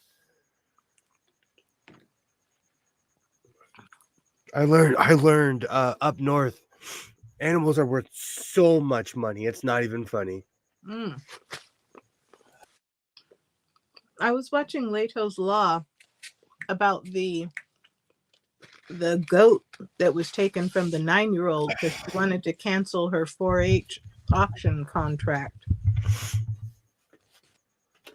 When I lived up north, I met a young lady who sold horses and cows and had more money than I had at the time. And she was like 12 or 13. She was a neighbor and she sold animals. Huh. How But, much did it cost to feed them and stuff to get them to selling size? like anything, it's a boat. It's a money pit, like anything. That's why you have to sell them. Because if you don't, it's just a giant money pit. Excuse me. Cars, too. I knew someone that used to buy and sell cars. They made a ton of money, but you have to have the place to store them. You have to be able to restore the cars. Same with flipping houses. Mm. You have to have the infrastructure in order to do it. Yeah. Know the people to do the work. Well, if you have a team, if you have a good team of people who know what they're doing, then you can make a ton of money. Fish sellers make big money. Do you know? That's one thing that was on my bucket list. I'm so glad I went to the market in Seattle where they throw the fish. Oh wow. And this was like in the 90s. So I did it before, like, the internet was around. And then did you go to the original Starbucks? Probably. I've actually been to Seattle a couple of times since. Such a good time. I'm telling you, people who buy and sell things make a ton of money. Even do you know what the number one cash crop around here is? No. Well, it's actually two things. It's alfalfa and hay. Mm. And because of where I live, they grow just in abundance. And of course, oranges, but there's this company that has the market and sells them worldwide. See, if we would just coordinate the cow farmers with the field farmers, we could cut down on some middlemen and fertilize the fields at the same time. Oh yeah, most livestock shows aren't really to show off livestock. They're to find buyers. That's real. You really are George Costanza. You want to be an importer, exporter. I do.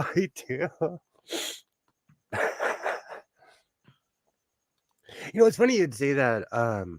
During a certain time of year, because all the farms are on the way to the beach, just driving there on the way back, I buy a ton of produce.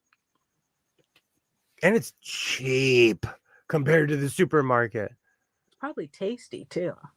And the funny thing is, over the years, they mark their prices up, and it's still like pennies on the dollar compared to the supermarket. Because you're literally buying it from the farm. Like they have stands on the highway, but it's like at the on their 300-acre property.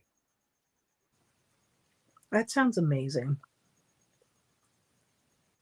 Now I'm craving oranges, which I actually have in my fridge right now.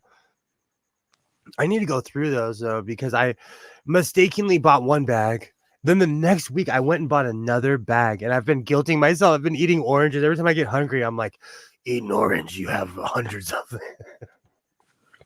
I got my first orange of the season, but it wasn't very good. That stinks. I love oranges.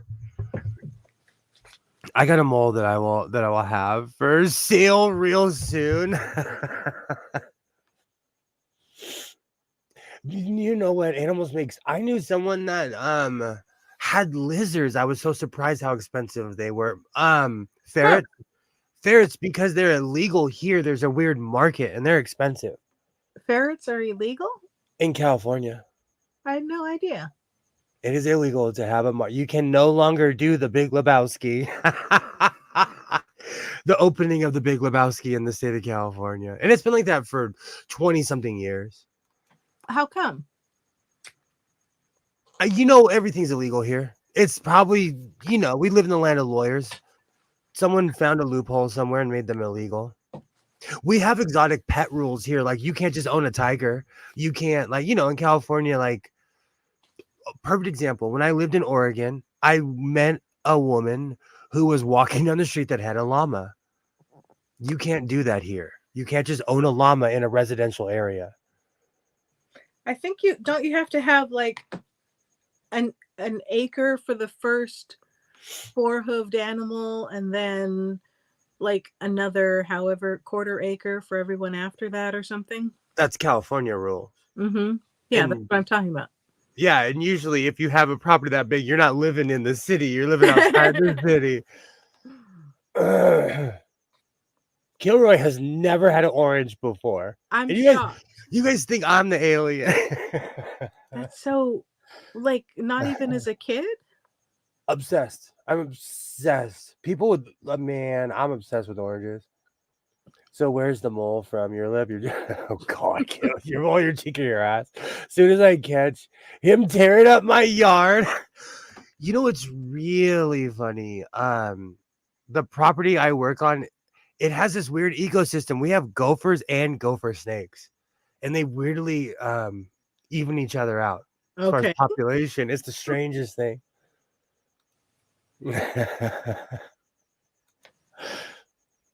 I do have one above my lip. I do too. I have a little one right here. And then I have one right here. Oh, you have a Cindy Crawford? And then I have one over here. I don't know. Yeah. Animals. What'd you say? You have a Cindy Crawford? Well, yeah, but it's like a little baby Cindy Crawford. It's just a little tiny spot. I have a mole, but I'd have to we can go to OnlyFans and I'll show you where that mole is.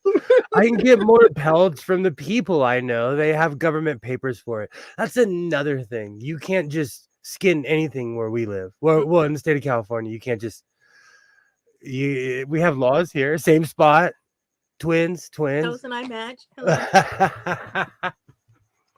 Nope, I grew up on East Coast fruit, which is basically apples. Huh. Interesting.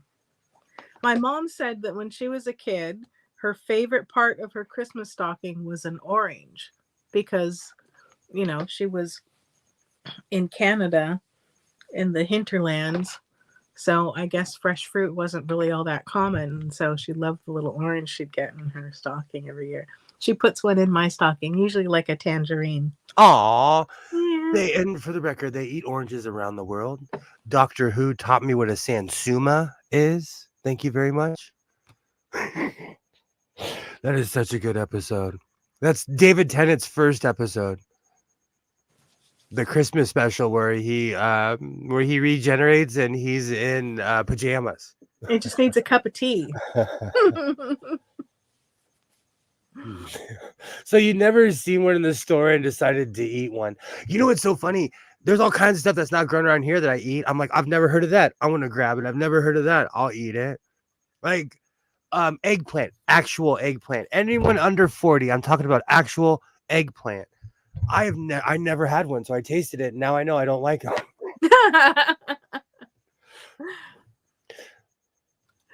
I do that though. I'm an explorer though. Yes, an orange in the stocking or a mandarin orange. That's crazy. That's wild.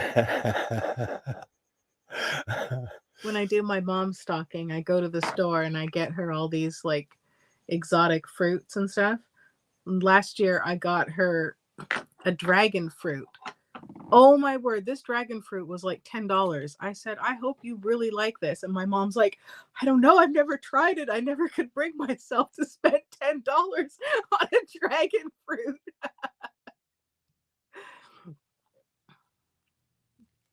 Kilroy says, hell, up until the 90s around here, you had to specially order oranges by the box. Wow. And you could only do it once or twice a year.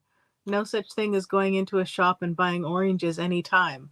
I thought oranges were pretty common to be like shipped over to all the main grocery stores, but clearly I thought wrong.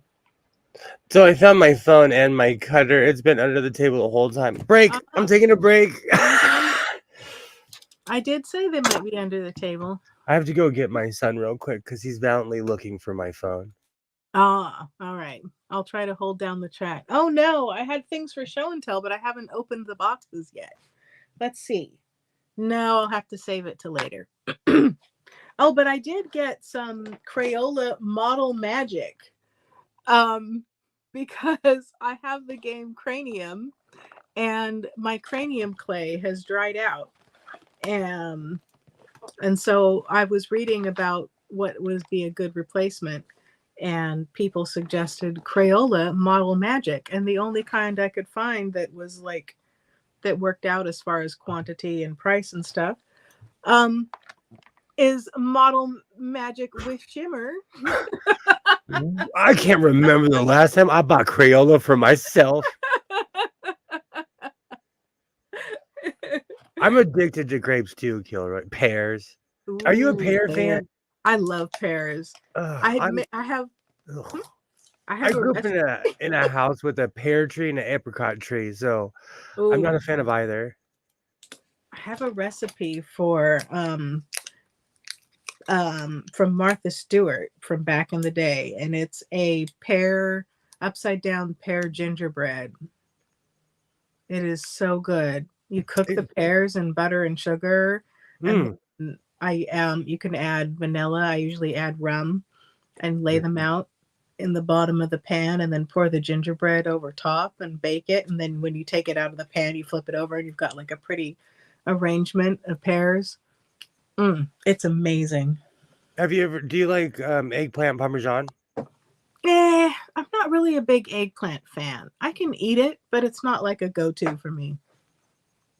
I think it's funny. One of the reasons I went looking for eggplant is because like it's in a lot of stuff I eat, like a lot of curries and stuff, and it's the greatest thing on earth, but it's in a curry. But when I eat it by itself, I'm like, this is disgusting. This is why California OSHA mandates smoke breaks. Did you have eggplant parmesan at a restaurant, or did you make it yourself? Are you talking to me or Doze? Whoever mentioned didn't you say you'd had eggplant parmesan? No, I'm asking if you have. Okay. I wasn't sure if you had tried it or. I'm willing to try anything. Like when I was a kid, I was really picky, but I had two old school parents who were like, "Thou shalt not be a picky child." So, like, I'll try anything, you know. Because 9 times out of 10, it's in your head. Yeah, I was always encouraged to try things, and I actually enjoyed. I don't know if I learned to, but I enjoyed trying new things. But my mom also did recognize that kids do have like honest likes. I think maybe she might have been more strict if I were picky or something, but she recognized that I just cannot hang with tomatoes and didn't try to force me to eat them. Oh.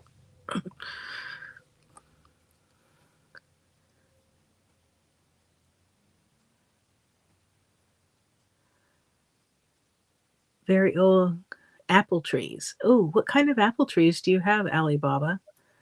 3 different types. Let's see, used to be 4, but the very old tree was hollow dead inside.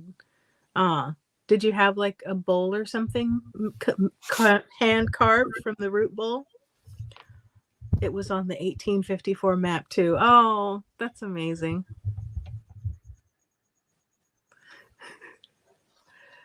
Do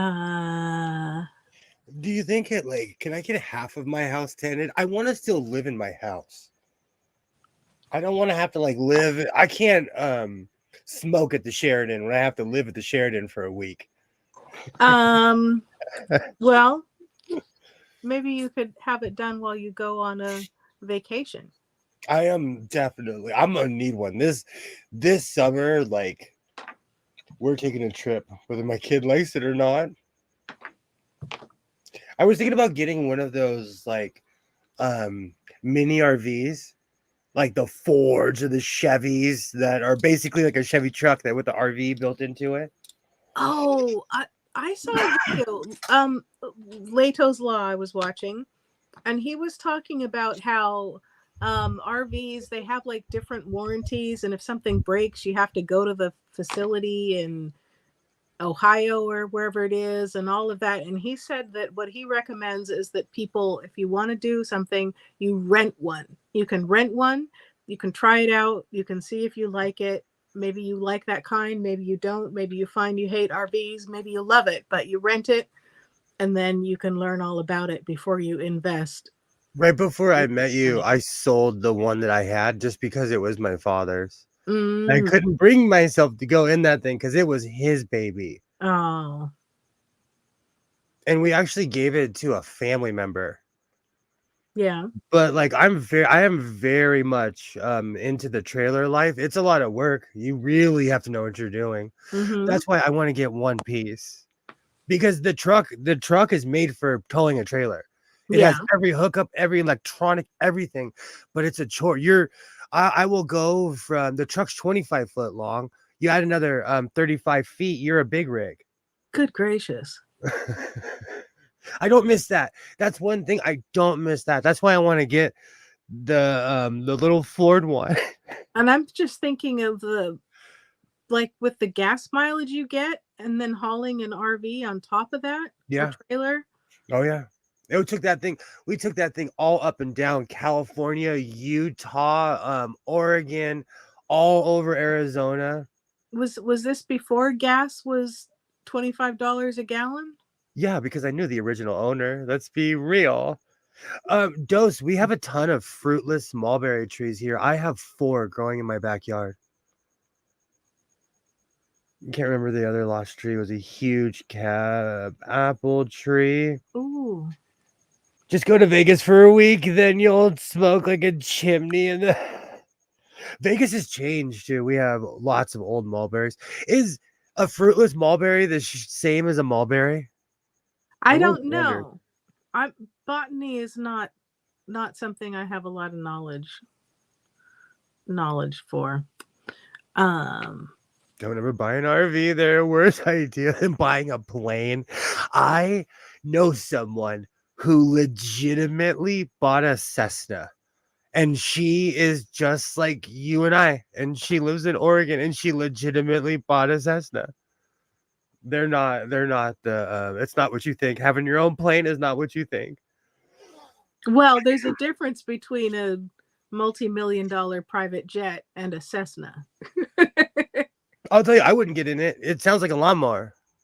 And then like when you're up there, there's no exits. There's no I'm scared of the end of it. It's all down.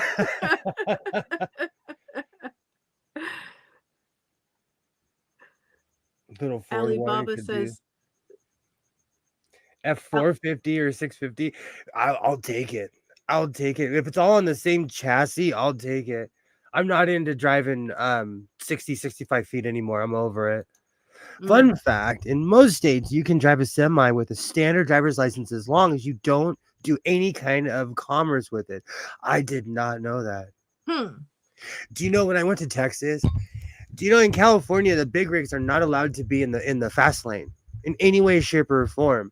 Yeah. That's why we have so many lanes. It's not like that in Texas. I told this one guy, get over. And he looked at my plates. He's like, you don't know where you are. And you know what? He was. I'm hit my light. He was right. I didn't know. I was in San Antonio, Texas. Well, I mean, that depends. If he's going slow enough, you feel the need to yell at him, then he should have moved over. I drive a semi at work, but I never been on a first gear. And that's important. Know the laws. Like I was some cocky Californian yelling at some guy who was in his home state. He was like, "Shove it, kale eater! Get out of here with your nutrition." Oh, that's funny. I drove. People still laugh at me. I drove to Oregon all the way in overdrive in my first truck because I didn't know what I was doing. Oh no. I'd jump off the edge of the earth before I bought a Cessna.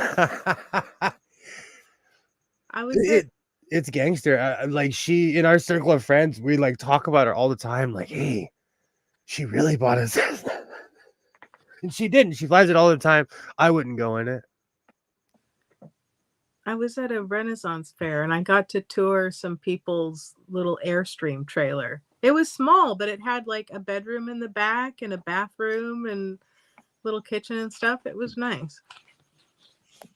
In Texas, you just put the pedal to the metal in between going through toll booths. That was so weird to me because in California, we have check stations at all borders, but it's just to make sure you're not bringing any animals or fruits that are foreign to the state of California. And that's literally what they say. Like, do you have any animal? Do you have any pets or fruits or vegetables that are foreign to the state of California? You say no, you go right. And sometimes they just do this when they're having a day. They just wave you through. Texas, they stopped every car at every check. They have checks in the middle of the state, just randomly in the middle. It's like a full check, and I remember looking. That's back when iPhone was like that was like I want to say iPhone 2 or 3. And I was far from home, so I was living on that map. And we were in the middle of Texas, and there was checkpoints everywhere. Wow. And Texas is much like California, where it's nothingness, just flat land and nothing. Just, man, we were driving for miles. There was a fire. Spatial perception is real. There was a fire, and these people literally were just letting it burn. It was out in the middle of the desert, and we could see it as far as the eye could see. We could see it far away. We were driving a half an hour before we got to the fire. Then it was another half an hour after we passed it. It was so intense. When we drove past it, you could feel the flames. I'll never forget that. And they were just letting it burn because it's out in the middle of nowhere.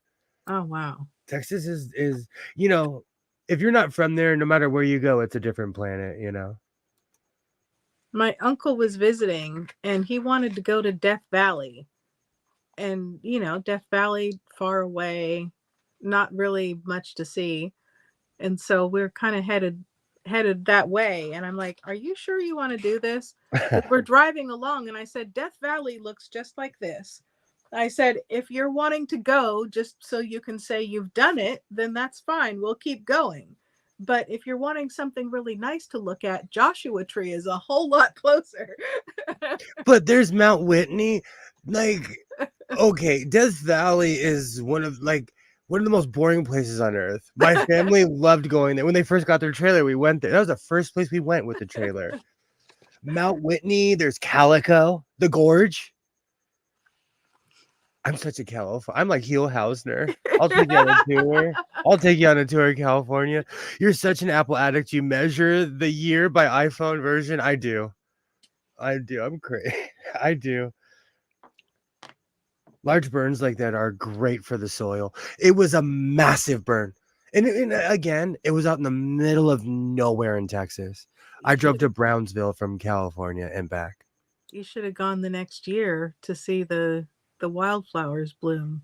It was intense. And it was my ex-wife's brother. Like he's a year older than me. And we're very much alike. So we're both like Californians, like, should we call somebody?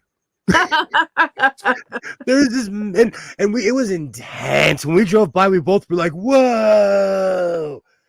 And everybody else was just like a normal day driving by. We're like, I'm taking pictures. Oh, those old crummy pictures.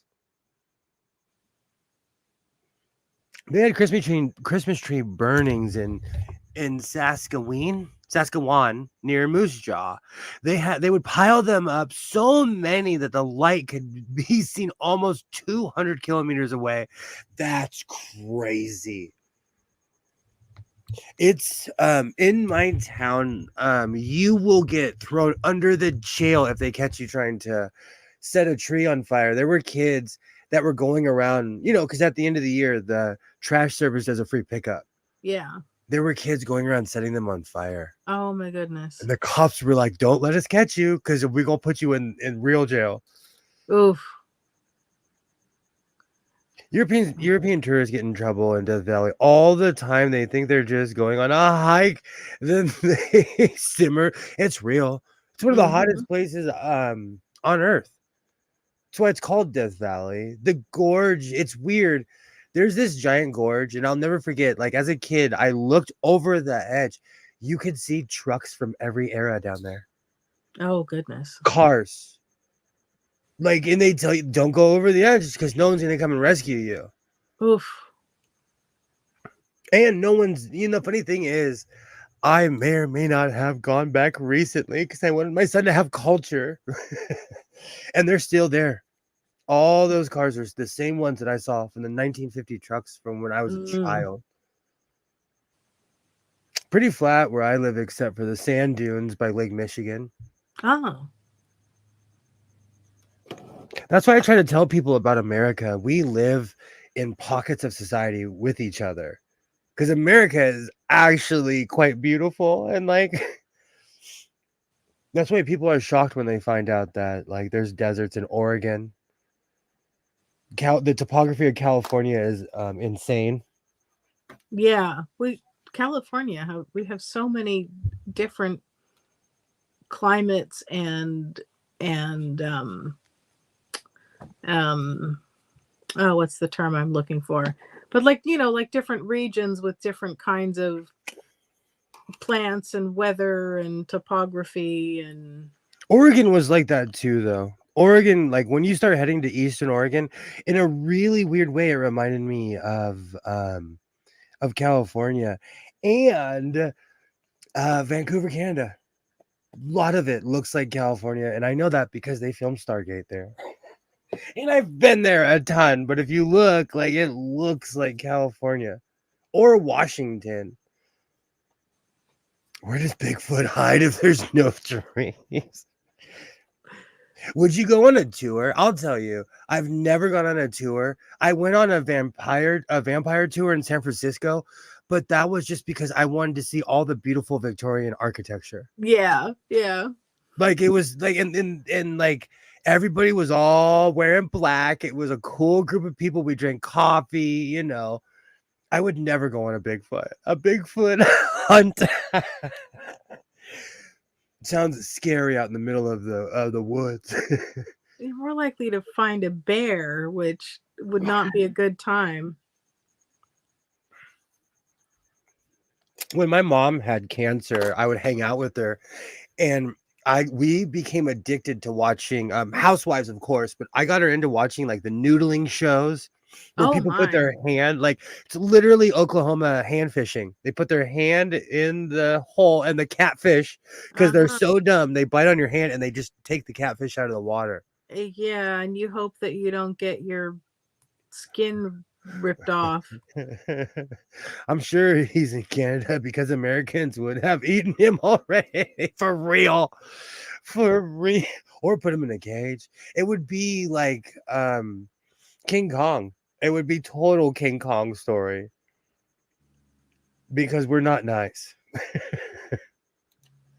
Big cat. There are some that are big enough to eat people.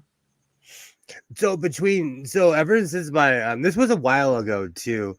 At my mom's house and at my house, we both have full gear for magnet fishing because both of us watched this show and ordered all the crap. One day I walked in her house, I'm like, did I hit the wrong button? Did an order go to her house?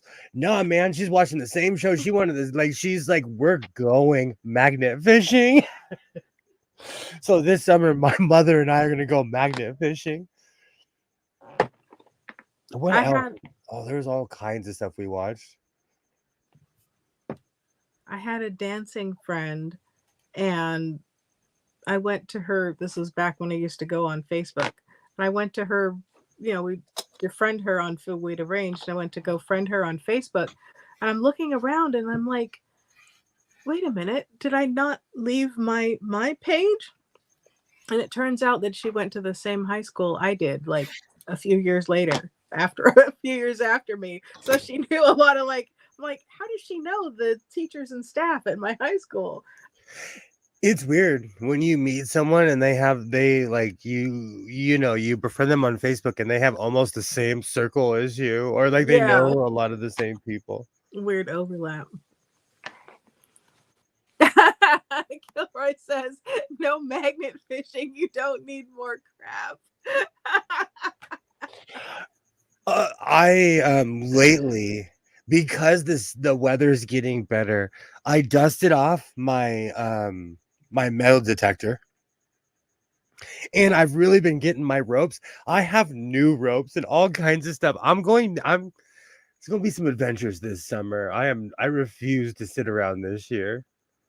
There's All right. plenty of Sasquatch in British Columbia. Yeah, we got divorced. No magnet fishing. You don't need any more. Oh, we read that one.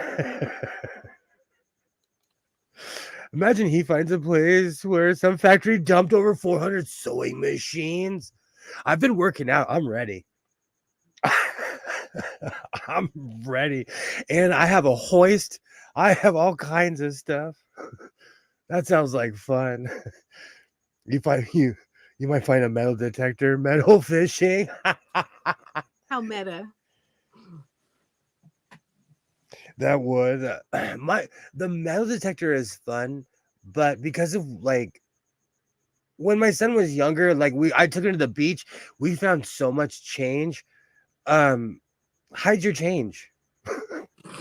Wear deeper pockets when you go to the beach. I felt like we found like change. I was on vacation with my mother and my boyfriend back in the day. And we're, like picking up seashells and just swimming in the ocean. And my boyfriend wasn't a strong swimmer. And Oh all of Lord. a sudden I hear him go, ah! And he sounded like somewhat panicked, but not like he was about to die. And then I wasn't sure if he was like laughing or yelling. It turns out that one of his seashells that he'd put in the inner pocket of his swim trunks had a little crab in it. The crab was sniffing him in the tender bits. Yeah, it's like, where am I? Where am I? That's what the crab was saying. He's trying to get this little crab out of his pocket and still stay swimming. You have Oh to my be goodness. so careful still to this day because I'm an ocean guy. Let's be real. I go to the beach all the time. Still to this day, you can put your hand in the soft soil, pick it up, and a million crabs will come. The little babies will come crawling out. The sand crabs will come crawling out. Oh man, even I know not to put anything from the beach in your pocket. Anything. It's got something's gonna crawl on you. Oh. I don't know if we have Bigfoot or Sasquatch around here. I do know we have Mothman around here. He's lucky it wasn't a snap. Those snapping turtles are not even funny. And then there was a video I saw, like it was somewhere, and it's like, I'm about to ruin everything you know. And it showed giant turtles running fast. And I'm like, is that real? So now I have to go to that island and see if they're real or not. I know some people, and they have it's just crazy stories. And they were shipwrecked in the Galapagos. They had chartered a yacht or whatever to go sailing around the Galapagos. And apparently there are some shallow waters around the islands. And they were shipwrecked. And the one lady had to jump from the boat. She ended up breaking her back. She seems to be okay now. And the young gentleman was very upset because he lost 15 handmade for him Edwardian linen suits in the shipwreck. I felt his pain on that one. Where is I may or may not know someone who has scuba gear. Let's go. I know someone who has training. I have radios. Little baby green crabs, Alibaba said. BC had those under all the rocks and pebbles. And Dose says, "Oh, I catch snapping turtles all the time fishing. I just cut the line because you're not getting the hook out. Oh, no, you don't want to reach in there. You'll lose a finger." I told you about my fear of kangaroos. I don't claim. Look, I'm a practical human. I know I'm not invincible. Kangaroos live in my head rent free. Kangaroos are jacked. But so do snapping turtles. They live in my head rent free too. I'm scared of them. Remember that story I told you about when the dolphins were surfing with me? Yes. Most people, okay, I was surfing in Ventura.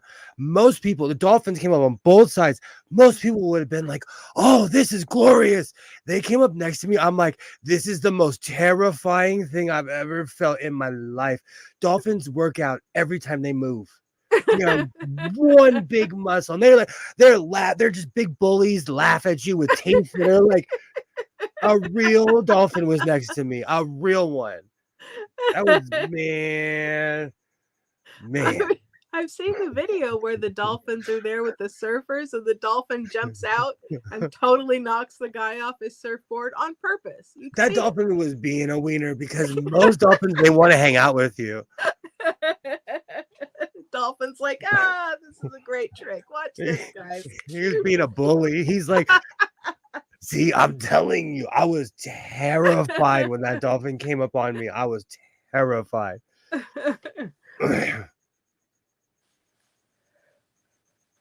That would suck. You know what, though? I'm the same person who, one of the reasons I quit drinking, I'm the same person who walked up to a moose and lived to tell the story. Well, maybe you would have had a better time with the dolphins if you were drunk.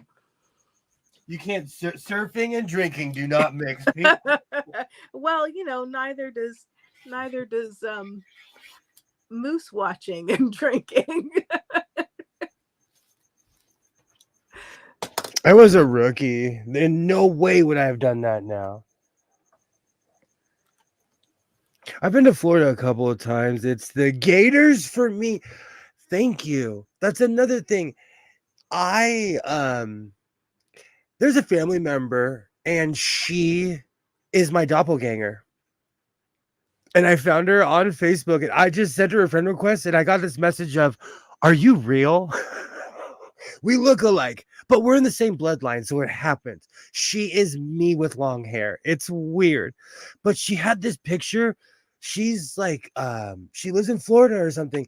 She had a picture of her daughter running from a gator, and everybody was like, "Why did you take the picture?"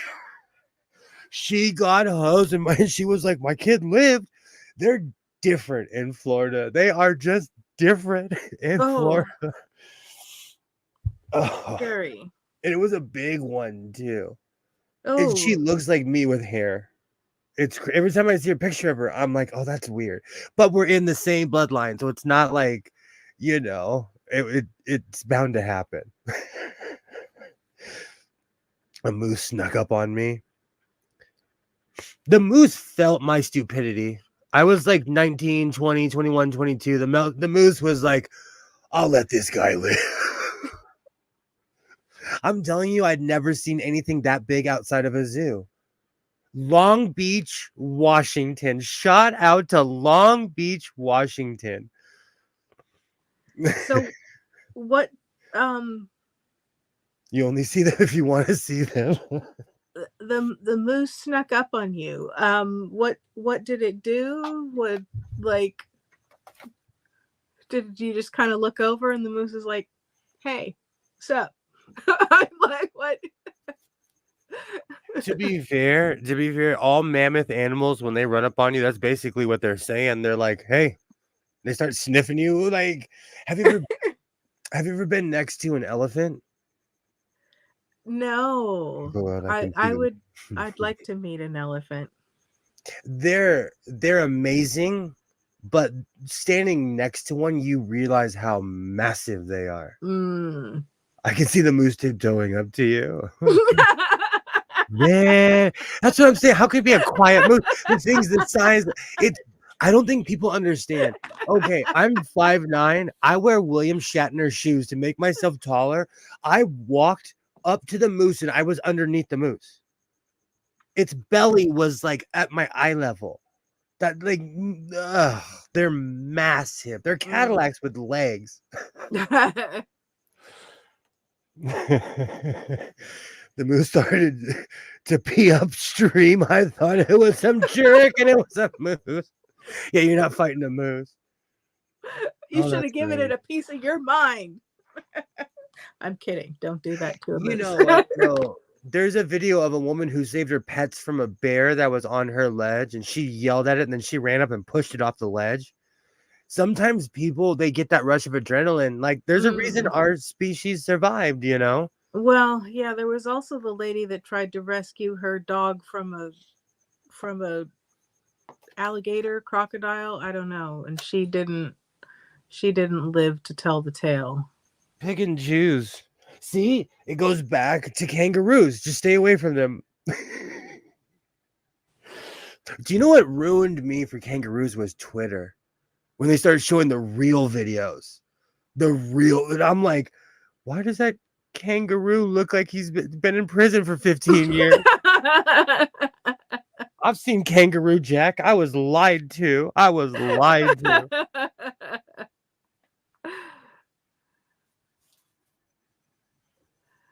Oh, rut season. Red eyes and felt rolling off the huge antlers. Ooh, you were lucky, Alibaba, because you know, they're not just wild animals. They can be like especially uptight at that time of year.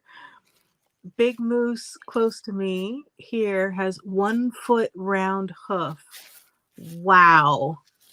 My Ford 214 edge top was level with the bottom of the moose. I'm telling you, these things, they're massive. The average person who hasn't seen one like me doesn't realize how big they are, you know? Wow. No, you shoot the elk, then you Circle of life. I'm finally starting to work on you. I'm finally see Wonder Twins. Sometimes it's got to be the sometimes. The oldest moose I've seen and tracked by the Ministry of Natural Resources here. We do that with cougars. And I'm not talking about someone's aunt. I'm talking about we have actual real 190-pound cats here. They're all tagged. That's why it's illegal to touch them. I kicked an opossum in the ass with my steel toe boot because he came out of his hole and tried to fight me. He was dragging his leg when he walked away. I felt bad for him. Then I won't tell you the possum story I had. No, I don't need to hear about hurt animals wandering off. The best meatloaf I've ever had was half bear and half elk. It was so damn buttery you couldn't believe it unless you had it yourself. Okay, my fellow left coaster, would you eat that? I'm not really interested in eating bear, but I've had a burger that was made out of, was it elk or bison? I can't remember. Some people had been hunting and they brought back meat and made burgers out of it. Possums creep me out. He wanted to fight. Do you know what's funny? When I used to hang out with the Australians, I would always say, man, possums are so ugly, this, that. And the Australians are like, what are you talking about? If you Google an Australian possum, they look like a mini bear. They look like that weird Star Wars character. Yeah, they're cuddly. Ours are giant rats. Well, there are possums and opossums. And Same cousins, same and family, same gang. Sorry. the California ones are not the same as like the back east ones. And our California ones look like large rats. They're ugly, man. They are They're just big rats. And I don't even think that I love you. I freaking that song has been in my head this entire stream. Good. I've had about 1.5 years ago, I think maybe longer. Really, really good bear and elk. Mm. So that's funny. I told you I've had Rocky Mountain oysters, I've had alligator, I've had all kinds of things. I'll try anything at least once. Lengua burritos. Apparently, the possum was trying to fight Dose. It You messed guys are around funny. and it found out. Circle of life. I talk to animals like if a dog ran up to me, and like if a dog was showing its teeth and being crazy, I'm like, look, dog, I don't want to hurt you. You need to go away. Like I talk to animals. I'll tell them, I'm not trying to hurt you. Mm.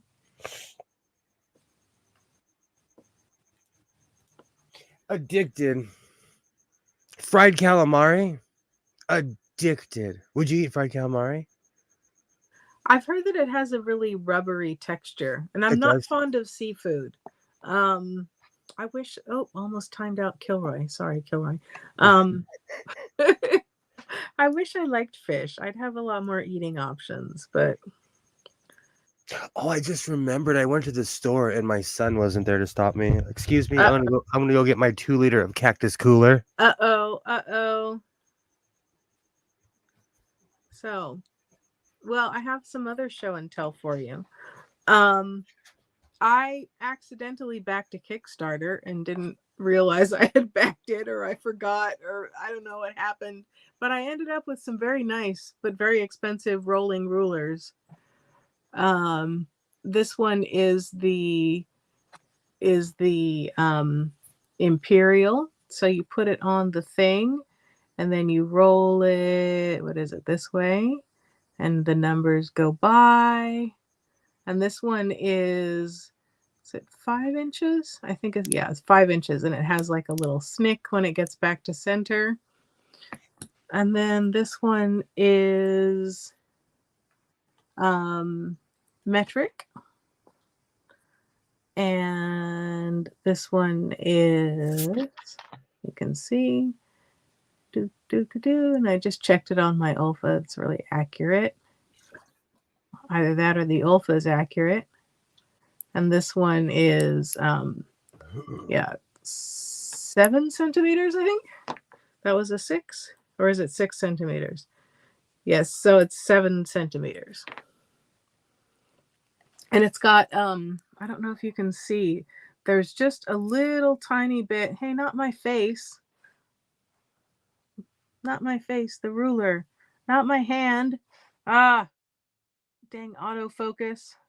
But it's got there's like a little tiny bit of a texture to the edge so that it doesn't slip, and it makes it grip and roll. You can't even see because it's trying to focus on me. I have a quick question. Dose, where do you get frog legs? You can't just get frog legs where I live. The pond. Came with a little case. Oh. And some little lanyard things.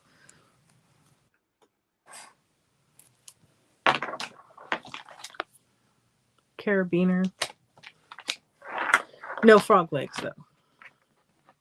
Now I just have Tribe Called Quest Lucian song in my head. They have a song about their French friend. It's such a good song. I don't know that song. I'll play it for you after the stream. It is Tribe Called Quest. Their early albums were just chill. It was just amazing music. Everything was just melodic together. They knew what they were rapping over. That's back when people cared.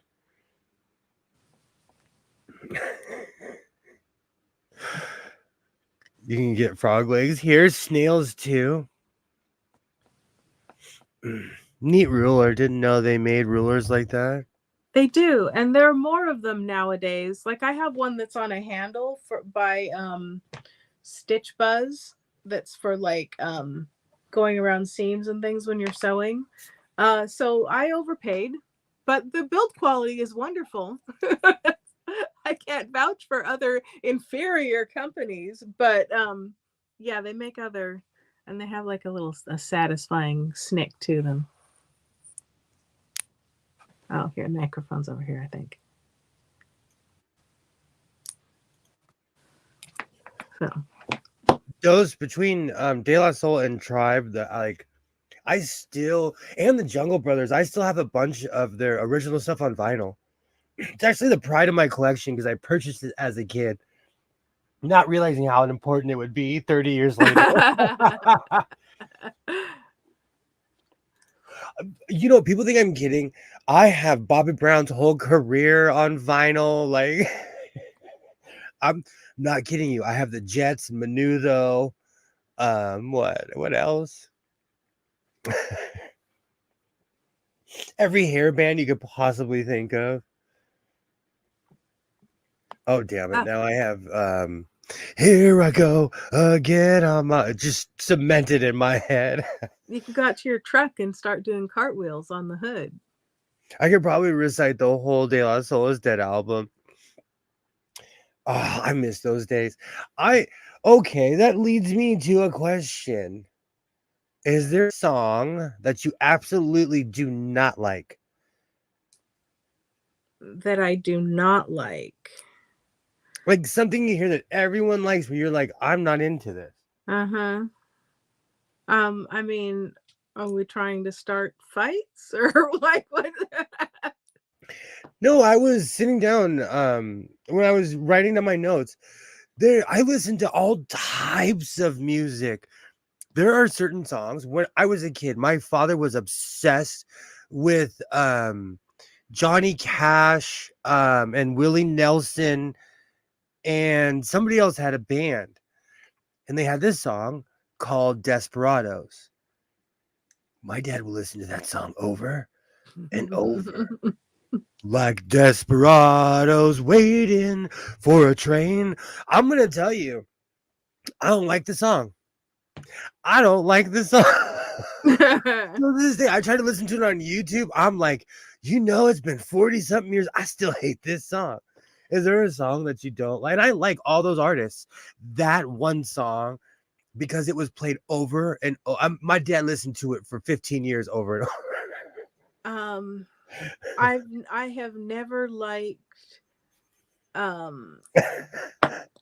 Shiny Happy People by Smashing Pumpkins and one of the B-52 chicks. Shiny Happy People is B-52.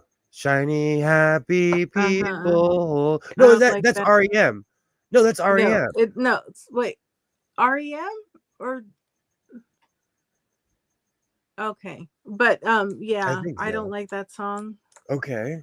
And then there's a Smashing Pumpkin song I don't like. I'm gonna we're starting fights. I'm gonna start a fight. I've never really been a big fan of Bob Marley. What? What? I'm gonna remove myself. I'm not gonna kick you out. I'm gonna kick myself out of my own stream. I appreciate the talent and the groundbreaking, but as far as music for me personally to listen to, I'm not funny. I'm not an oompa person. That man is my happy place. Could there be love? But you don't like love? You're anti-love. Could there be love? Oh, come on. That one's okay. Part of it is I worked in a music store right when that double album, all the Bob Marley hits came out, and they would play it over and over and over and over again because everyone thinks, reggae, it's so soothing. I'm not I'm You not a you fan. think reggae is music? It is. Like So lots of cultures have, it's that so you're not gonna go to the mm. mariachi festival with me, huh? Not likely. No. I love music. I don't care if it's Caribbean, if it's from Mexico. I don't care if it's from Canada. I don't care if you have an accordion and you're from Yakutsk. I don't care. I love music. American Pie is King for a Day. I'd have every copy of that song destroyed. Oh, that song is Wow. awful, and it's so long. The Oh whole my, it's grunge like 8 era. minutes long, and it's awful. It is. That's back when people cared about music. It's a lot of new rap I don't like. I used to not care for country music, but I like the new breed of artists like Luke Bryant, Jelly Roll, Chris Stapleton. Wow, I'm kind of the same way. I'm biased towards the old rap, so the new stuff just sounds like it's I don't believe it, is what I'm trying to say nicely. I don't believe it when they're talking. I'm like, mm-hmm. I like early Bob Marley. On your doorstep. Oh, come on. 3 little birds on your doorstep. This is my message to you. Hoo hoo. Water don't about a thing. I can't believe that. Knows Sorry. everything coming out of Nashville nowadays. It's just like rap with a banjo. Hey, as someone who owns 2 banjos, it's not the banjo's fault. It's the person who plays it. I can for sure say that I don't like classical music. Those. See, I thought we were friends. I'm obsessed with classical music, and the song that I open up all my so-called life, that is the beginning of the song playing, because I'm gonna give you a little Easter egg in Star Trek. What is it? First Contact. When Picard is when he's in his ready room and he's bumping that classical song and everything's shaking, that's the song, and that's the beginning of the song in every single one of my videos. I love classical music. Me too. I'm obsessed. Not Op- found of opera. Joy. See, for me, opera, again, I appreciate the skill and the talent to be able to sing opera. But apart from like the occasional aria or something, I don't tend to be a big opera fan. Okay, we're talking now. I love opera, and I like it more when I don't speak the language, because I can sit there ignorantly and just nod my head. They caught me one time. They were speaking Spanish, and I'm like, uh-oh. I have to pay attention now because these words are making sense. Wow. Dose doesn't like classical music. I put on I have this weird Tchaikovsky thing. I think it's because in my house I found like 50 or 60 tapes, and I'm not kidding you, actual tapes of Tchaikovsky's entire works. I love Tchaikovsky. I listen to it all the time. Tchaikovsky is the reason I still have a working tape player in my house. Wow. I used to listen to Omba music in Germany. I would bump some Omba music in Germany. Every beer tent. No creativity. Dose, are you saying that there's no creativity in classical music? That's it. Meet up at Dose's house. We're going to educate him on some classical music. Improvisation. I don't like those pianos, though. Those one really chimey like, I got to figure out what century that is. Because it always takes me back to that. What movie was Robert Downey Jr. in? Was that Mozart? What year was Robert Downey No, Jr.? what movie? Robert Downey Jr. played Mozart, I believe, when he was young. No, Who did he play? that was what was his name? Tom Hulce or That something? movie always creeped me out. That movie always creeped me out. I love opera. I do too. I'm new hip hop. Like, I tried. It's not my thing. You know what's so funny? This is what started me going off about oldies, because I have satellite radio in my car, and I was confronted with something because I obsessively listen to the radio. I have working AM radios in this room right now. My whole point is, when I started listening to satellite, all the stuff I listen to is on the oldies. Oh, Cool J is Rock the Bells is considered oldies. Shove it. Shove it. No, it's not. Shove it. And I'm flipping through the other channels. I'm legitimately like, what is this? And I'm not saying this to be mean. For anyone who knows, they know. I heard Sexy Red for the first time 2 or 3 days ago, like legitimately just like a random song. And I was like, how is this out? How is this like I could sit down and write. Somebody had a coffee rap that they wrote that's way better than what I heard. Than what I heard. I was driving in my car. I'm like, oh, I'm too old. Boop. I am too old for this. Boop. Like, oh, That's it. I'm gonna rap about coffee in my pirate shirt. women rappers are own the game right now. You'd have an album out in 5 minutes. It'd be pirate core. Pirate core. Do I have to twerk? I don't want to. No, twerk. you don't have to. Just as long as you let me Okay. pose. You let me pose on your album cover. I have full pirate gear ready to go. I probably need to We'll listen sort to you more. out, Dose. Well, there's such a wide variety, though. That's the beautiful thing is you don't have to get locked into one specific artist or That's true. one specific era. I fall into certain things because I inherited a hoarder's a real life pirate's treasure chest. Either I listen to jazz station or the 70s, 80s, or 90s station. Same. And it's so weird to me. It's so weird to me that's but that's the sign of the times. Like as you get older, new things happen. And this is my whole thing. This is why I try not to talk too much trash because I remember my uncle being like, that Snoop Dogg guy will never last. And he did. My uncle was so mad. I bring it up all the time to him. He's like, this guy's terrible. Snoop Dogg's still around. When I got back in my car from picking up my sandwich, instead of the stream starting up again, Depeche Mode kicked on because I was apparently listening to the Violator album on my phone. And that's when I'm like, wait, how old is that album? The second you said that, I now have your own personal Jesus stuck in your head. Last Saturday, it started. Rashawn was having a stream and they were talking about religion. And the one thing I appreciate about Rashawn is that he brought on everybody of all these different beliefs. But in the middle of the stream, they were talking and someone said, like, your own personal Jesus. I stopped the stream. I put on my Bluetooth speaker and I turned that thing all the way up. And ever since that day, I've been listening to that song every day. Pick up the receiver. I'll make you a believer. I love that song. He's got to look like Rick James wearing a latex cat suit. I wish I had the skin for that. That stuff gets so hot. I do not have the body for a latex suit. I'll be in the hospital. You'll have to dump water. I've had a real, I don't know if it was a heat stroke. Boating and drinking do not mix. It was 100 something outside. We were on pontoon boats. My whole point is I would never last with a latex suit on.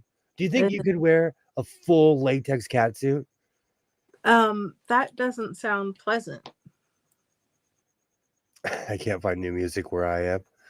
That could be either a good thing or a bad thing. Like, it's weird to me. I can't buy DVDs like I used to. I had to go to a specialty store just to find geeky Babylon 5, Oh yeah, I was gonna suggest, have you checked on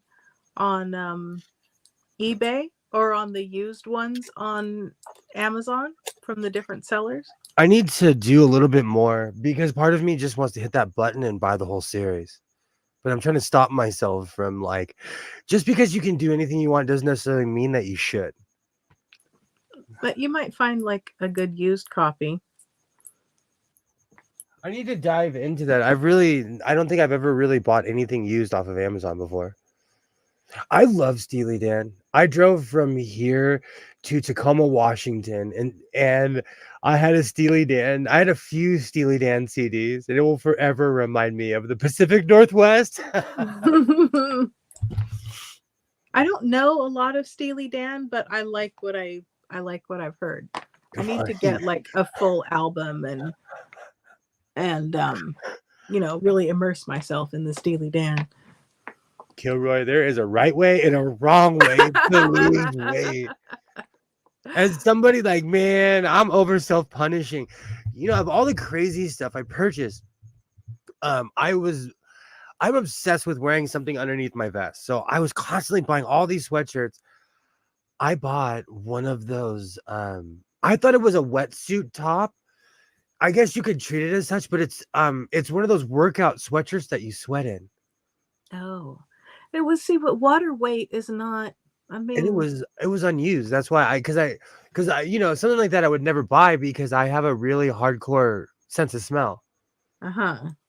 But it's never used. And I looked it up, the brand, and it was in the gut.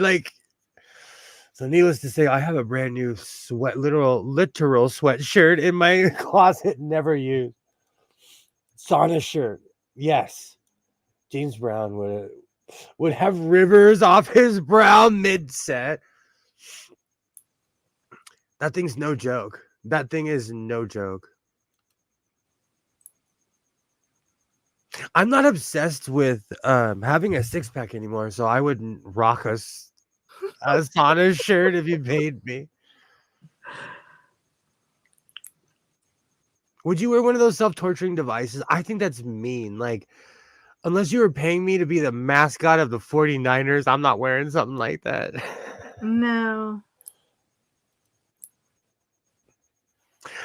The James Brown sweat was because of his cocaine, though. Okay, this is going to be my book of how Twitter ruined my life. I was doom scrolling through Twitter the other night, and I saw a video of Bobby Brown dropped his bag of yayo at an MTV Music Awards on live. You can't lie.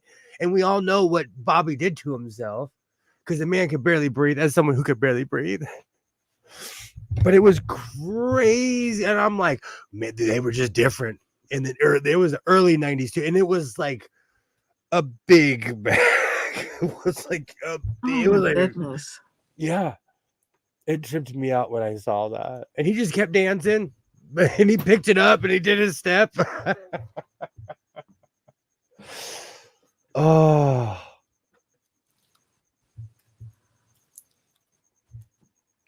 Because we have people who have nothing better to do but audit the past.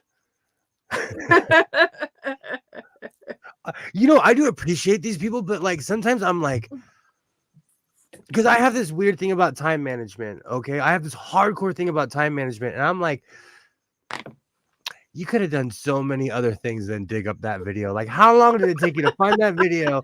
How many times did you have to post it?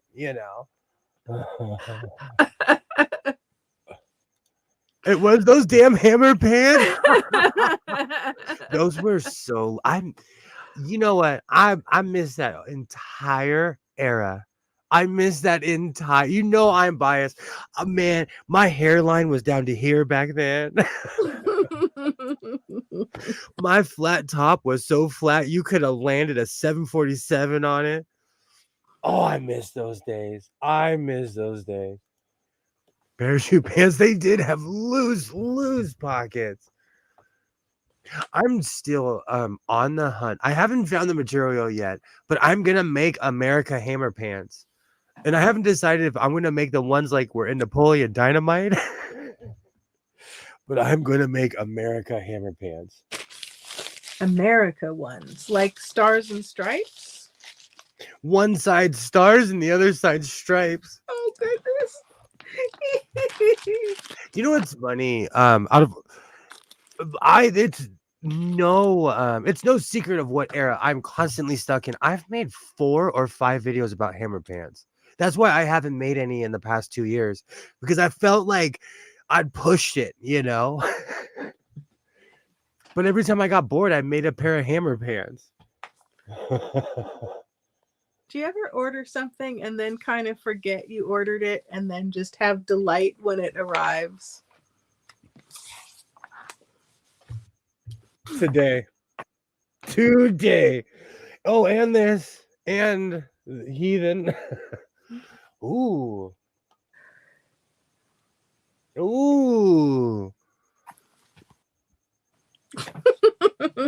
That'll be fun to read.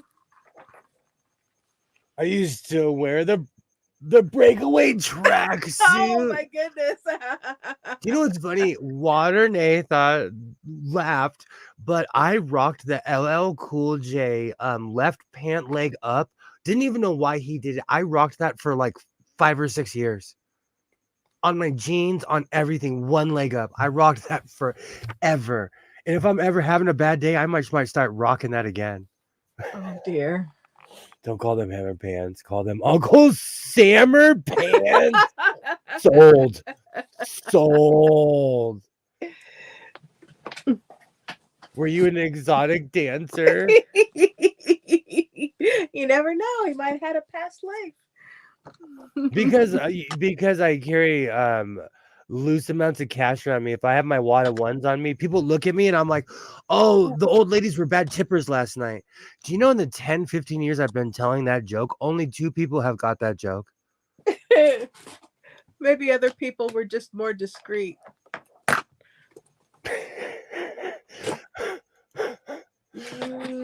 I have the Chicago Manual of Style. Not that one, though. That's awesome.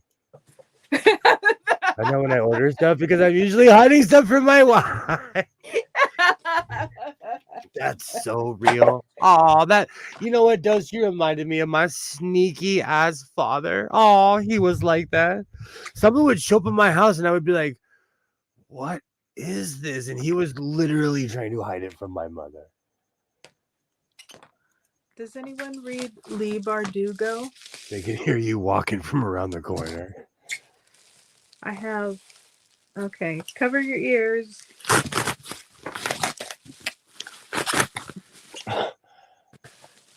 He was only at the Chinese buffet. We all do, Dose. Now we all dance for food. We all do. You go to work every day, you're dancing. We all do. Oh man.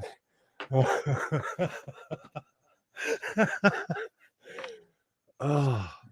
I got the Illumicrate edition of The Familiar by Lee Bardugo. It is cloth bound, gilded edge, set in Venice. Now Dose has me wondering about every single one of those break dancers that used to dance in the late 80s and 90s.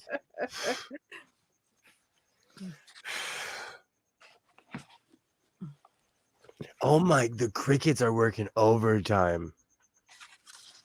It's all right. No, we live here together. I accept it for what it is. I'm not gonna let them. We'd be having a confrontation. That's the problem we have, and they're winning the war. They're winning the war. So concessions are gonna have to be made. I'm gonna meet on the Missouri with a bunch of crickets, and they're gonna make me sign a peace treaty. I'm joking. I would never give up, and they would be signing on my ship. I don't know whether to laugh or cry. I put my new mechanical pencil between my fingers and tried to make a drag. Oh,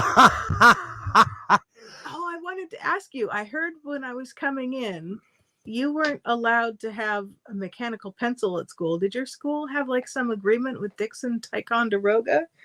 And Kilroy, what kind of mechanical pencil did you get? I think you remember the joy, first off, of getting a mechanical pencil. It was the greatest thing on earth. Get the refills. I felt like an adult having a mechanical pencil. Refillable pencil? Are you kidding me? My high school was like, no. And That's you couldn't wear hats. You couldn't wear red or blue. And if you wore a hat, it had to be the name of the high school I went to. I mean, that at least you can kind of see the reasoning behind it. But what did they have against mechanical pencils? Yes, I've seen Joe's Apartment. And have you ever seen what's that one with the one everyone was so mad at me because I let my son watch it? Joe's Apartment was gross, and the one with the talking hot dog. Oh, Wiener Party or something. Sausage Party. Yes. People were so mad I let my son watch that. Now I have the Joe's Apartment song stuck in my head. Here in Joe's apartment. I saw Enchanted. Oh, I was gonna say, Kilroy, don't feel bad. Back when I was a cigarette smoker, I would constantly light the filter. I would light the wrong side all the time. And you can't even smoke cigarette at that point because you burnt the filter, unless you're ready to smoke a non. So I used to do that all the time. I have a drafting pencil. I have all kinds of fancy stuff. I'll pull it out when all kinds of fancy Oh pencils. no, I erased. That's how the crickets. Yeah. Seriously, at this point, honestly, I'm gonna there's nothing I can do. Just today, because you guys have me thinking about it. Like I was looking, they're in the crown molding. And how did they get up there? I don't know. Well, that's why you need to call the exterminators. When I'm sitting here, it's not rare for a cricket to fall from the ceiling.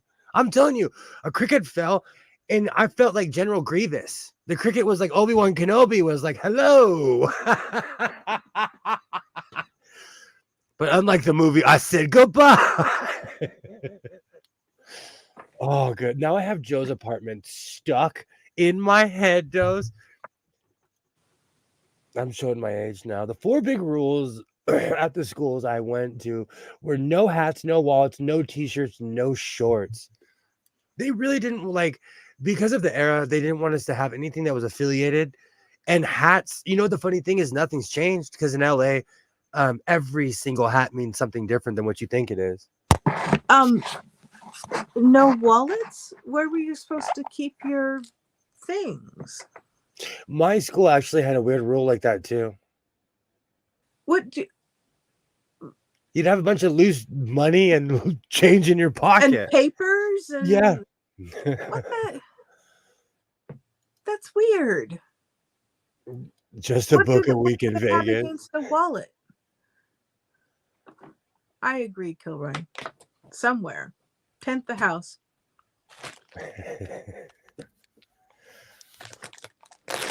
Do you know how much stuff I have in this house? Do you know how much stuff I have in this house? Well, you don't take it all out. You just have to take out like your food and your dishes.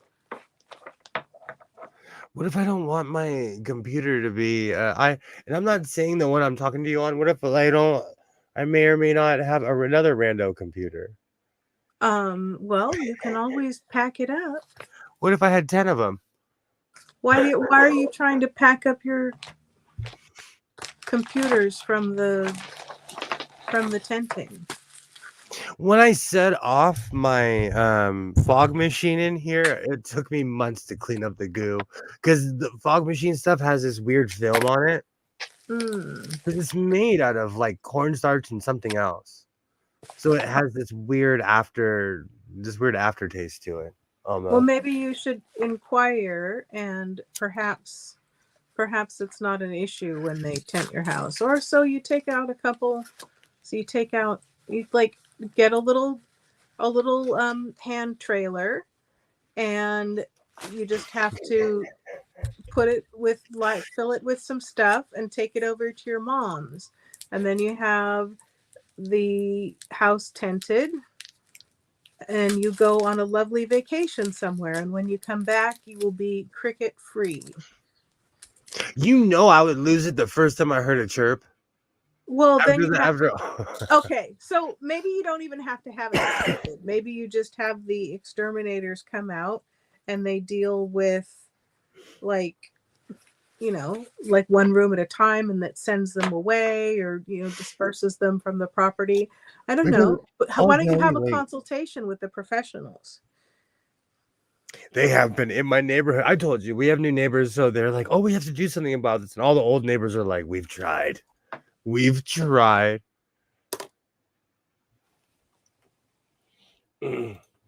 Peppermint spray, peppermint oil, and olive oil. Make it strong. You will not be able to stay in the room for a day, but they'll hate the smell. You can probably. Oh, go ahead. You can probably get a natural fogger like a tea tree oil, orange oil, peppermint oil fogger or something, and set that off in your garage. The So that second I find my fog machine, I'm gonna turn that thing on because the crickets hated that thing.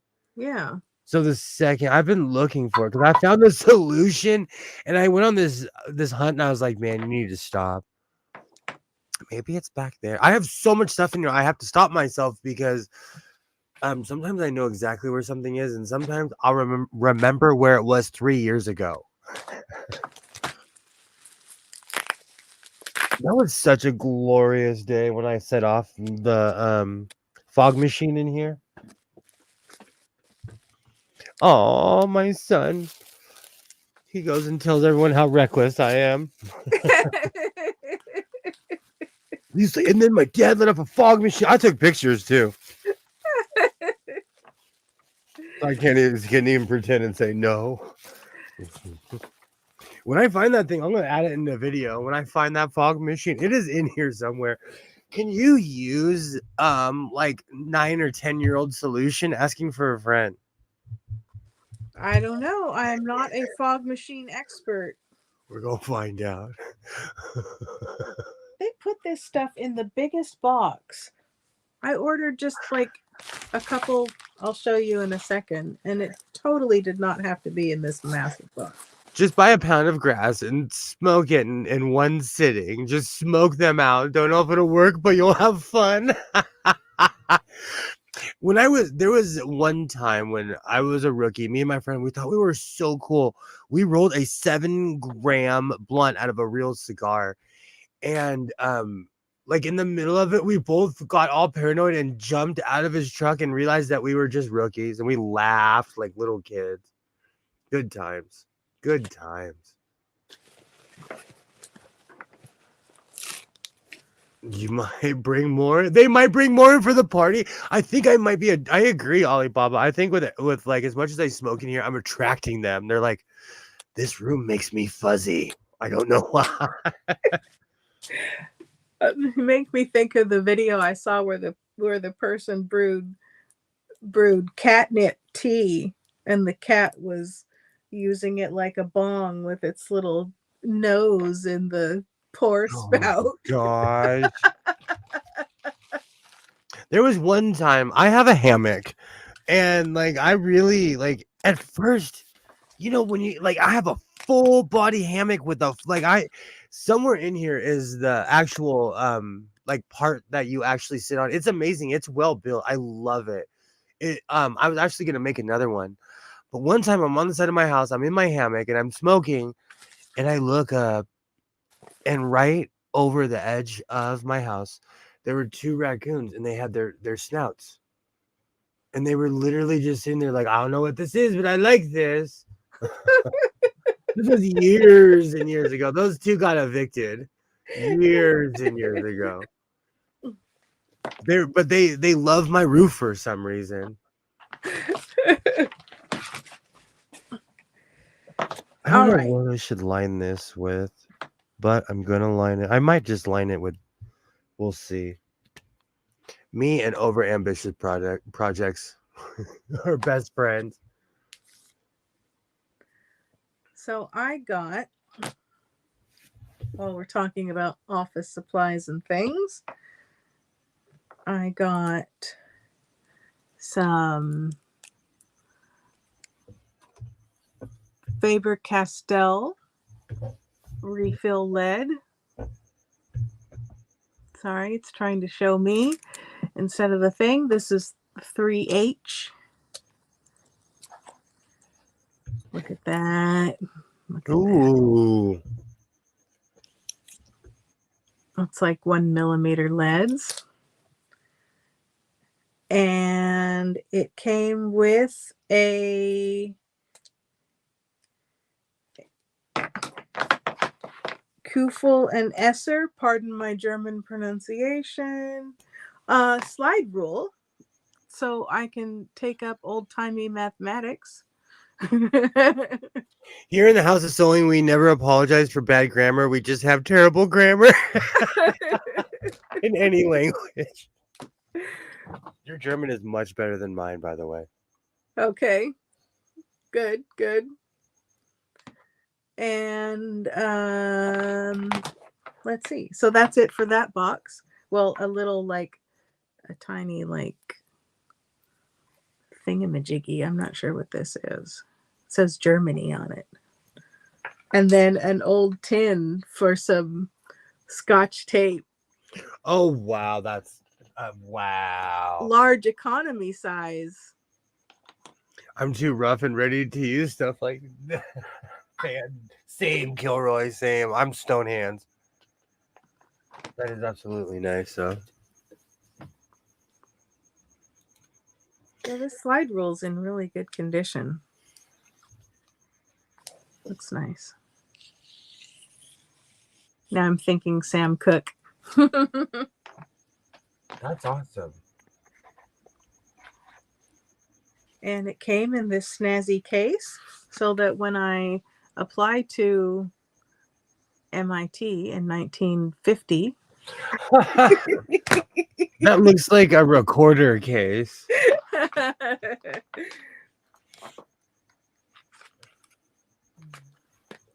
Do you know that was the worst gift someone ever gave my son? Even before the required 4th grade or something, someone gave my son a recorder. Okay.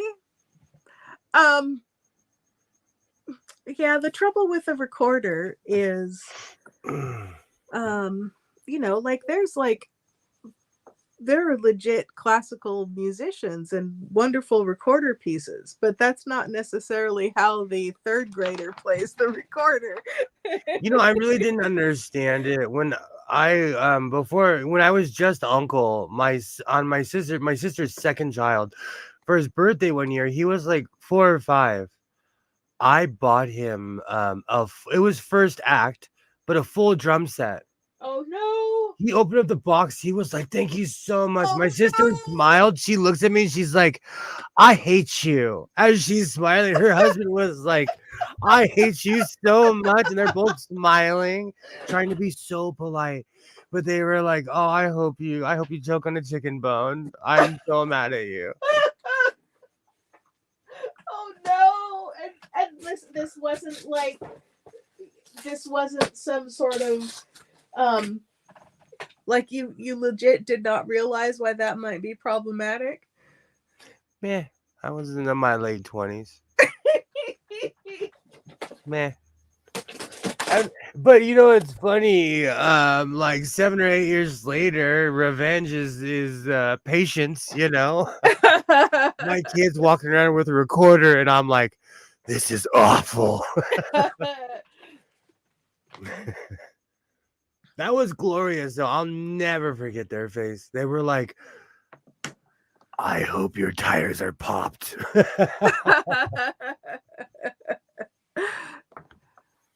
Just buy the kid a whistle, and if he doesn't think it's a real instrument, play "Bad Girls" by Donna Summer. Oh, great! Now the second you said that, I have that talking about the bad girl. That living rent free in my head. Good song. Okay, this next box is what people might be a little more interested in. I hope you go.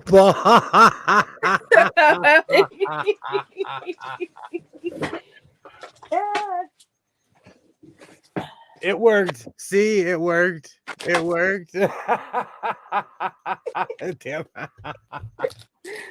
Ooh. This was packed in the box. This was a little bit rough, and I knew that going in, but I have some necky machines, and these accessories can be really expensive. So when I saw this, I said, you know what? I'm going to get it. It's a little bit, for some reason, these boxes always seem to crack. And like, oh my word, maybe this was like too jammed in the box. I don't know. But this is, sorry, the necky where you like turn the little dial for the stitch that you want. Crazy. And it tells you which cams to use and what settings on the machine.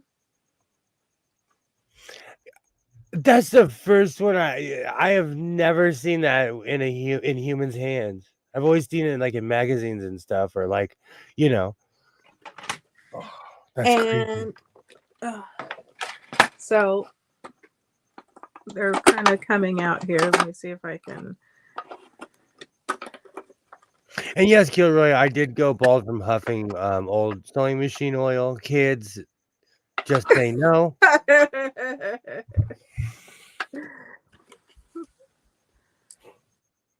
And these you stack the cams together to build your stitches and then put it in the machine. And then this tilts out. So it tilts like this. And in the bottom tier are feet and things. So this one, as I say, was not complete. But it did come with, what is this, like a bobbin race and some feet and a bunch of cams. So I have some machines that did not come with cams, so I was excited to get these. That's awesome. Mine is kind of like dandelions, one blow away from losing it all. Mine was my hairline was like slow erosion. It was like a coastline. Just slowly started going more. I went from a 5 head to an 8 to you're bald. Accept it.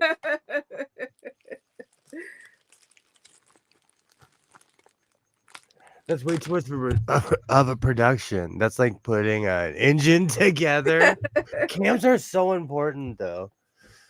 Cams are keys to some machines, because especially those old machines, they made them intricate on purpose. Sewing machines are precision machines. And much like anything else, cams, if you think about it, I am literally quoting what is that? The Mysterious World of Sewing Machines. But cams, it's amazing what cams do on any machine.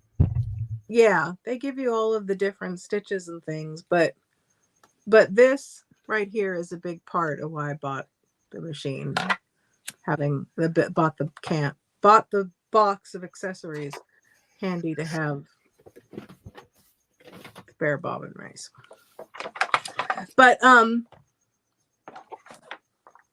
yeah, otherwise it's just a straight stitch. And if you're going to get just a straight stitch machine, then there are other machines that you can. Oh, wow. A necky needle threader. I've never seen one of those in person. Whoa. That's what I'm saying. A lot of the stuff you have, I've never not seen in a magazine or online somewhere. Or no, correction. Or Fred Sanford has it.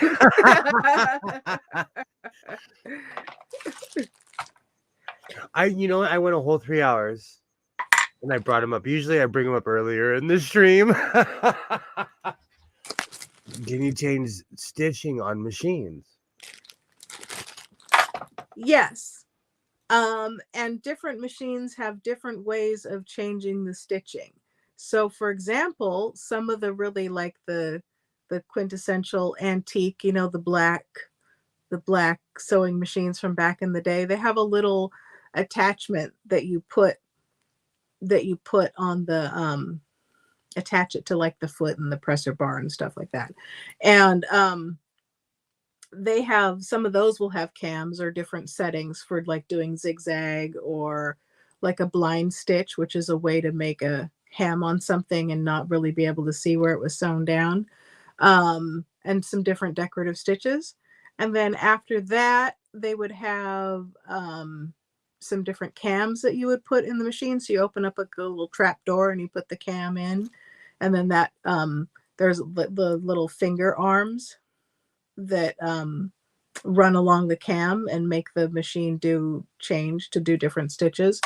And then they had some of them, like I have one and it has these little levers on the top that look like old-timey typewriter keys, and you can lift those and set them down in different patterns to make. Ooh. So, and then you have like the necky Build-A-Bear cams. You like put the different stacks together and put That is total Build-A-Bear. I wish Fred Sanford would let me be his Western division. Well, did you talk to him about that? You know what's really funny? I do not admit how many sewing machines I have. When he walks into one room, that's like every sewing machine I have. Like one room when he's in that. But he admits he bought out a sewing machine seller. Mm. You know. This is just a hinged quilting foot. Ooh, needs some. Oh, there. It doesn't tilt very much, but. I wonder if I can get those old machines from Build-A-Bear. I wonder how much how many times they replaced those. Embroidery foot. Kind of like my stripping foot that I showed you the other day.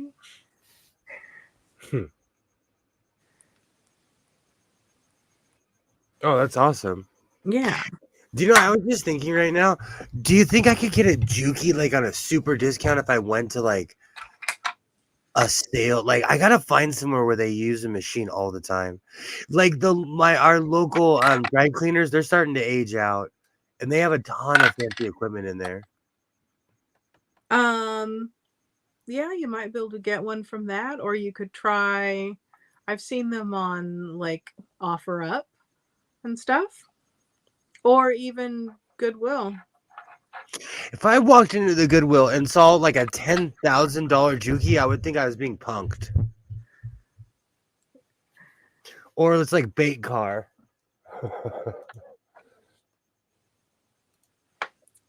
My favorite of the low shank feet are the Pfaff. Those feel so nice. They just feel different. They're just quality. They're so nice. And then here's a random thing. I don't know what this is. Oh, that is really random. We need to ask Alibaba a song. We need a song for every time we're stumped. We ask Ollie, what is this? Those hats, could you do stitching like on a baseball cap, like embroidery letters? I actually have an attachment to do hats and stuff.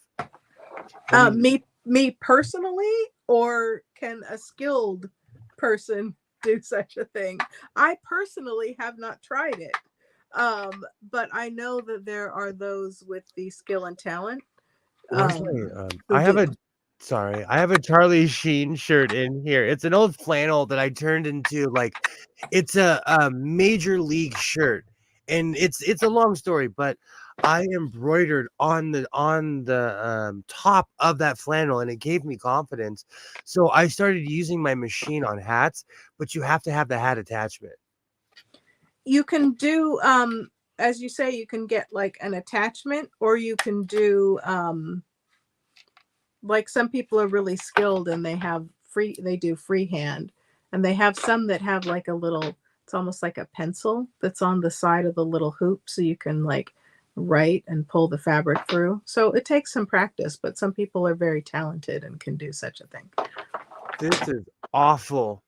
My local dry cleaner had to switch to just alterations. The power ran out for a few days, so they couldn't keep up with their steam boilers going, and they rusted solid. One business I'll never get into. Oh, this isn't the flippy one. This is the this is a hinged lid. I don't know where the hinges went, but couldn't see the attachment that you had. Oh, I'm sorry. Which one? Oh, the one that I don't know stumped what one. that is. Okay, one moment. I don't even know that it's an attachment. It just, I don't know. Sometimes people just throw things in the sewing box. So true. Like an apple core. Yeah. Random stuff. Apparently, you have to keep them going all the time to keep the rust away. I did not know that. And can the system be flushed, Kilroy? I couldn't imagine the bill on that. I have a professional press dose. Is that considered dry cleaning? The presses are great. No, dry cleaning is it's not really dry. It's like a solution. No, I know. I'm Well, playing. no, I'm being coy.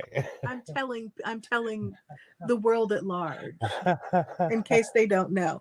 But it's like a chemical solution, and you dip the stuff in there, and it's supposed to clean the things out.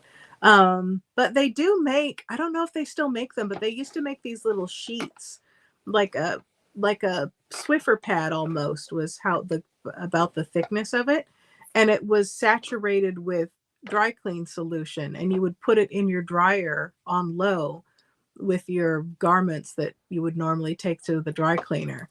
They still And make them. it would clean those for you. They still make them. But a lot of stuff, like I have a hand wash setting for wool on my machine and also one for silk. So, I mean, use caution. Your mileage may vary, depends on what your thing is, but not everything that says dry clean has to be dry cleaned. I'm scared to touch those buttons. On my washer and dryer. You're scared to touch them? Or like no, on my dryer. I haven't used anything besides high heat, normal, or delicates. Oh, you should try them out on some stuff. See what they do. Like the jeans one, I didn't see a difference. Hmm. Maybe it's all about the sensor. I don't know. Yeah, it could be that the sensor, like I have one for bedding, and I think that just makes it like go for longer. Okay, I have this same question because I steamed my couch, and my couch is beautiful, but I was like, where'd all the dirt go? Well, the steam would kill anything that's on there and help release the stains, but then you'd have to vacuum it. I have a bristle. I bought it off of Amazon. It's one of those. It was made for steam cleaning furniture. What if you get serious gas that day? Will dry cleaning take the fart out? Well, dry cleaning, and that kind of puts people off because they reuse the solution until it gets old, and then they dump it out and put fresh in. So that's a no. It probably smells like an old one. But it's it's like a chemical solution, or and then like I think the dry, when you slow down. Okay, I think that with the pad that you put in the dryer, the heat helps distribute the chemicals and makes steam and all of that, and I think that the pad absorbs anything that might be in the dryer. But you can also extend the life of your stuff that's not easily washable by spraying it with vodka. And if you spray when you first take it off, then that kills any bacteria and evaporates stuff, and that's used in costuming and things a lot in the theater. I take it.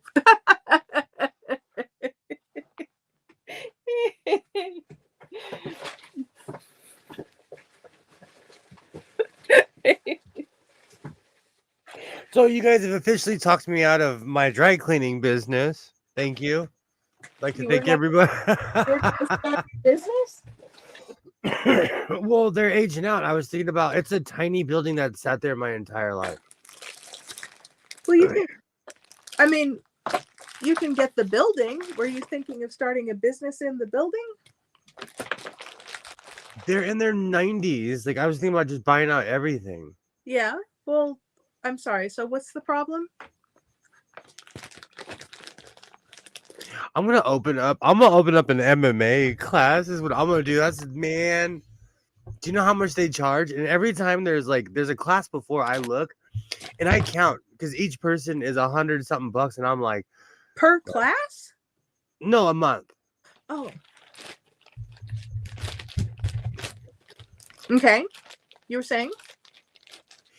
I'm gonna open up a dojo and wear my hammer pants like in Napoleon Dynamite. Have you ever seen that movie? No, I haven't. There's a scene from Oswald from the Drew Carey Show. He plays like a karate instructor, and he comes out in hammer pants and USA hammer pants. Oh goodness. We are gonna have to watch that after. We're gonna watch that scene after that. It's a scam. They're all a scam. See, that's the thing. I don't want my son to come out here, but like, because I'm business, I have a business sense of mind. I look at that and I'm like, this guy's making money hand over fist. Hand over fist. But Waterday knows my true feelings about MMA, and it's been a while, and I stopped saying a very annoying sentence because I'd say the same thing over and over. And one day, Waterday was like, "Tell me how you really feel." Oh, did I? Sorry.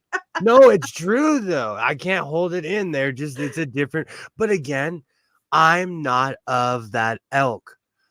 I'm really into Norwegian death metal. I'm really into old school rap. If you got me in a conversation with somebody about De La Soul or Tribe Called Quest or like a band that I'm really into, you would think I'm a nerd and a geek. You'd be like, look at this savant geek talking about an album that came out before he was born, or so I get it. Alcohol abuse. Well, I mean, you are a nerd, but that's not a bad thing. Create your own version of MMA with sewing, editing, give those classes. I'm still going to do the sewing Olympics. I'm going to come down the ramp and it's going to be Waterday versus me in the first round. Oh, goodness. You're a way faster sewer than I am, though. That's just because I cut every corner you possibly can. It's kind of like that mechanic. Like, I'm that mechanic that knows engines. I put on just enough so the engine can run. And plus, again, like when I make goats, let's be real, I live in the desert, so I don't need a lot of the other stuff.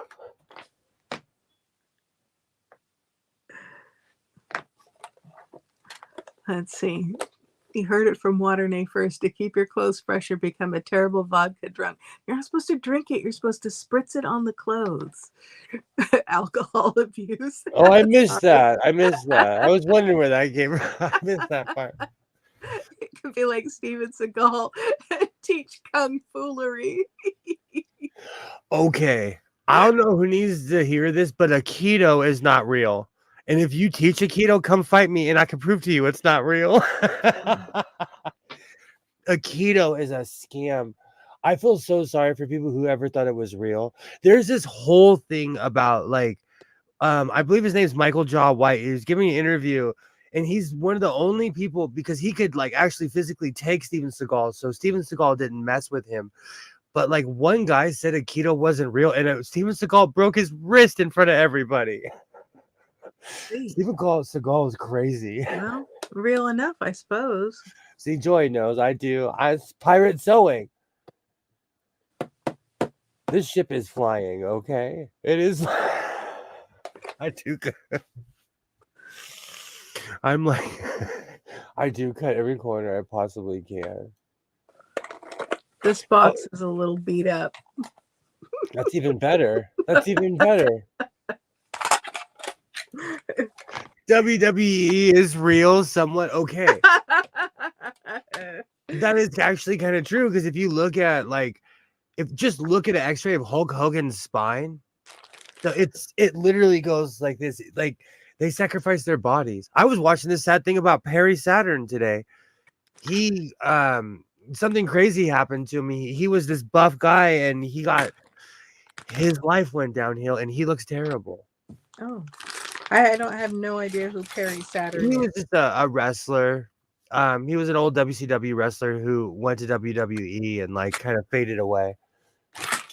I was watching this really sad documentary about like what happened to the favorite wrestlers who disappeared. I'm like, oh, I don't know if I want to watch this. Oh, goodness.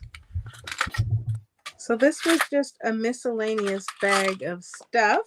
I love those. But again, check it out. Bob and Race. I don't know what machine it goes in. You know what the funny thing is though? That's gold. I keep stuff like that. Like that's gold.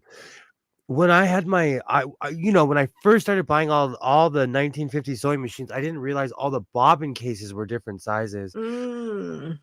Man, I had a crash course in sewing machines with that.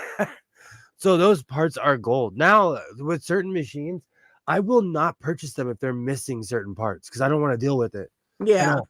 Yeah. Does anyone know what this is? Looks like some sort of That looks electronic component for some machine. that literally looks like mini skateboard trucks. All it's missing is wheels. That literally looks like a mini skateboard truck. Or it looks like a weird mini anvil with extra parts on it.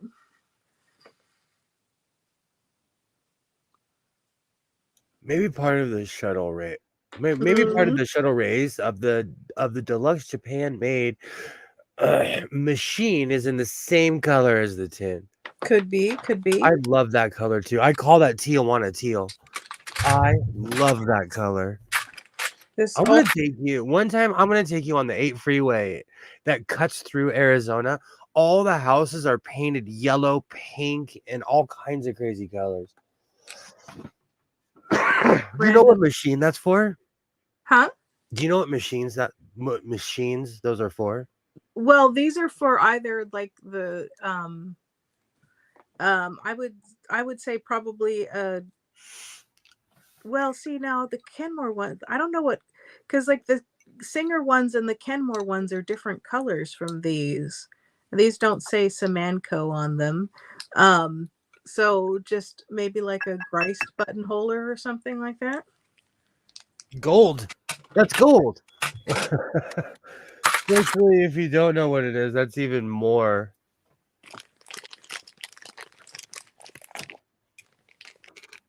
I've got, oh wow, some little spool pin felts. Oh wow, those are gold. And a buttonhole foot. Could you imagine? There's a machine made that punches out thousands of those at a time. If that is gold, then I'm rich. Same. We're billionaires. This whole crowd is billionaire. I didn't even think about. Well, one of the reasons I keep on saying that is because without certain things, like it's not that they're inoperable; it's just that they're inoperable. So you need certain cams. I have so many missing pieces to sewing machines. This is a snap-on edge stitcher foot. Wow. I don't have any machines that do snap-on feet.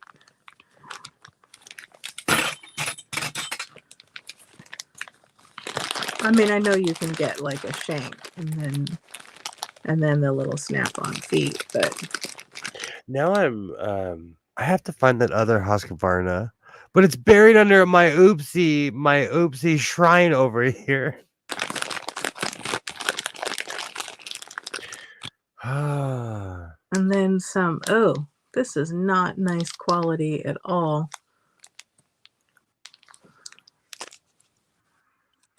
Just regular foot. Oops. Is the bag greasy or something? No, it's just this is just, it's flimsy, and you can you can just tell it's just not very nice. That's like in here somewhere. I have a pack of sewing needles from the 99-cent store. And every time I have several on top of each other, and they're there to remind me that every time I use them, they snap in half. Oh. And if they're even metal, what they're used is questionable. You know, what you would call them is questionable. And you're holding on to these because For science, education. Let me equivocate some more. Let me find other excuses. Okay. There is a random little baggie with one single old-fashioned spangle. It's like a metal sequin when they used to make them out of actual metal. When somebody's upset, their outfit is missing a spangle. I've got it right here. Mystery solved. After all these years. Oh, an eyelet, smaller, round end. Okay. Oh no, this is just an oval button, a little tiny one. I saw an original Singer eyelet cam,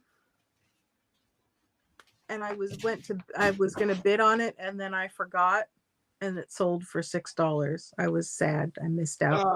That's a good price.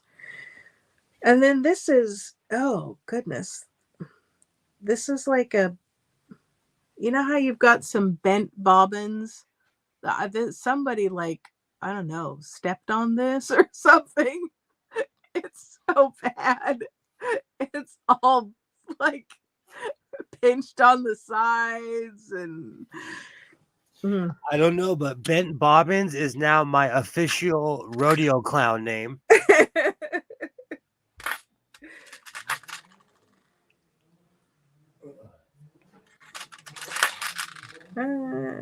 Bent Bobbins, it sounds like a 1920s comedian. Red Barber and Bent Bobbins. It's a lady comedian talking about doing jokes about home life.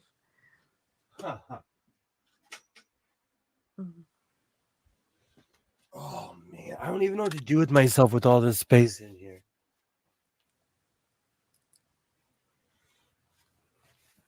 Oh, this is a double-sided zipper foot. You can put it, and then you can undo the little screw and slide it over for zipping, for doing the other side of your zipper.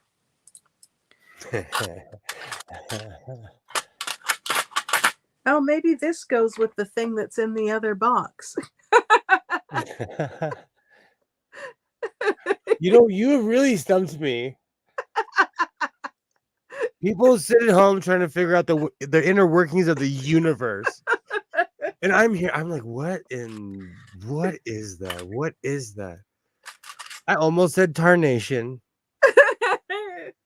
It's appropriate for something of this age. What in tarnation is that? I've got 4 of these little doohickeys. We're going all antiquated with our Oh no, are we going into the whatchamabobs?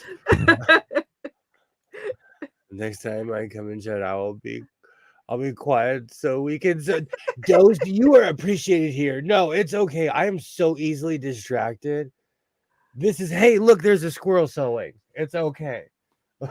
Yeah, he's trying to sew, and I'm like, ooh, look at these sewing machine parts.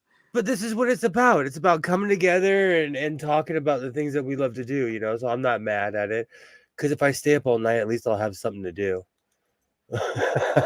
Feels kind of like grips, you know, like you fold over fabric and you want it to grip in place or something, but I'm just not sure.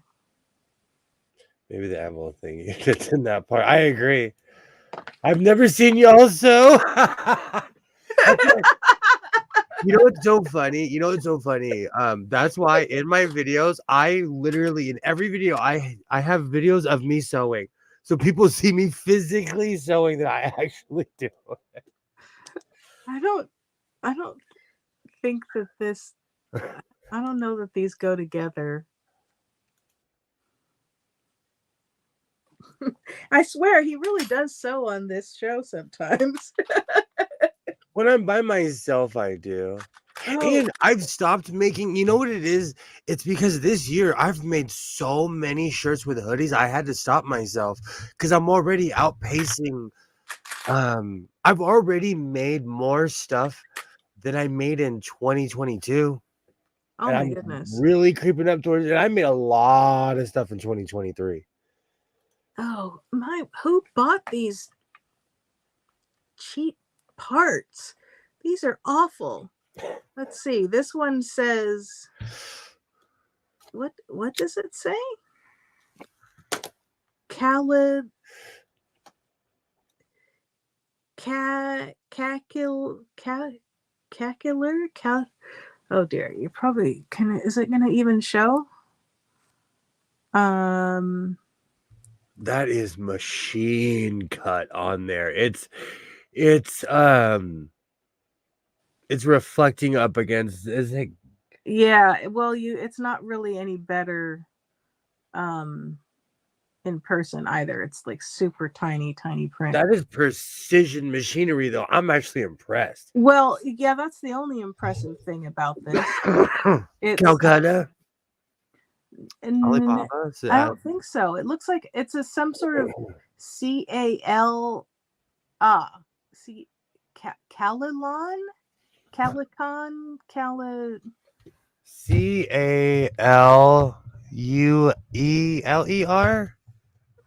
Oh, you know, I skipped that day at school. Oh, that's right. Sir. I don't. You've been hanging out with me so long, you're starting to get aphasia. Well, you can't. You're developing my aphasia at Okay, this point. hold on. I'm gonna go to the magnifying glass over here. I spy my little eye. It's okay. I'm non-pedantic. If you don't want to pronounce it properly, it won't no skin off my back. Okay, I'm turning on the light. I'm holding it under the magnifier. It's I like talking. Clear. DJ Doe says I like talking. I like talking to y'all. It's like a circus at my job. Nothing but clowns and monkeys here. Oh, I feel that. I feel the same way. I do think the average person like looks around. They're like, I'm not like these shrubs. I call people shrubs because I picture them just being a hedge in front of a house, just sitting there. It says Kolkakar. Oh, that clears it up. That clears it. Oh, that clears it right up. Yeah, I could see it, but it didn't make any more sense. But honestly, don't buy this. It does not feel very good. But this is for a rolled hem on some like really fine fabric.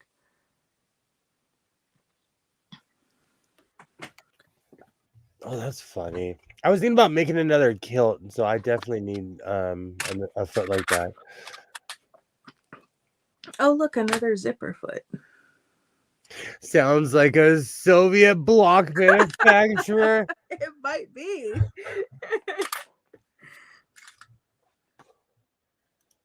West End girl.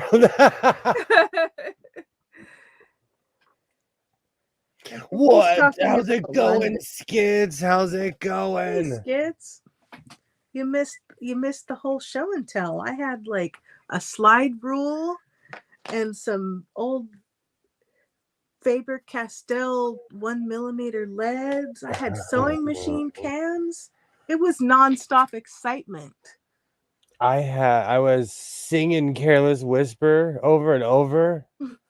Just a matter of. I blame you. To doubt that we ever sew here.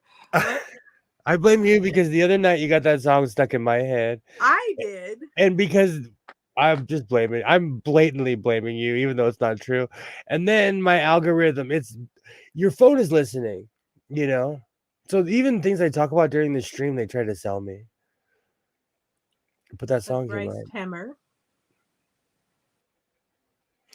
Ugh, I'm gonna have to bust out one of those. I'm thinking about making a kilt. Another one. We had Phoenix on the stream the other day. We should have skits on for old times. You're gonna make a yellow one. Then you might end up looking like Cher from Clueless.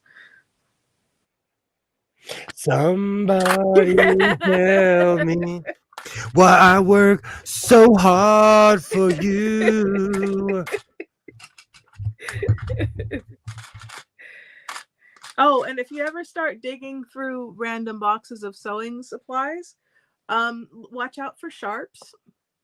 That's real though. No, that's Hmm. real. I do that That's all like, the time. yes, that was serious advice. You'll find random like rusted out pins. I should probably go and get a tetanus shot. Um, I told you I've recently got one. I'm fearless. I'm running into broken. barns. I'm like, that's a rusty building. Let me in there right now.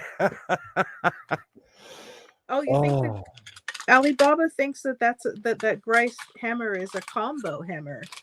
I have so Oh, many of those. The second I well, saw that, I was like, okay, I know what that is. huh? Yeah, you could run a cord through the top part. You know, I've never. There are certain attachments where you really have to keep going. You have to keep going and keep trying because they'll hurt your feelings. They'll come at like there are certain attachments where I'm like, why were you invented? You're not working. But they were around for hundreds of years before you. So obviously they do work. Well, 100 years. I don't know. Sometimes you kind of wonder if something is just, they kept making it because it sounded good, but no one ever really had a successful time using it. Ever. There are quite a few. The foot is probably still on the machine I gave up. There's a machine back there that's like, hey, man, it's not me, it's the attachment. I'm infallible. I'm all metal. This attachment is terrible. Oh, for real, though. Into rancid whale oil. Do you know what's so funny? My Elna grasshopper was over oiled, and no matter what I do, I've done all kinds of crazy tricks of the trade, everything I can. It's over oiled, and it's plastic gears, and so it's so gunked it goes slow. I maybe cannot get it up to speed. maybe you need to, well, at least that one doesn't have like Japanning or something on it.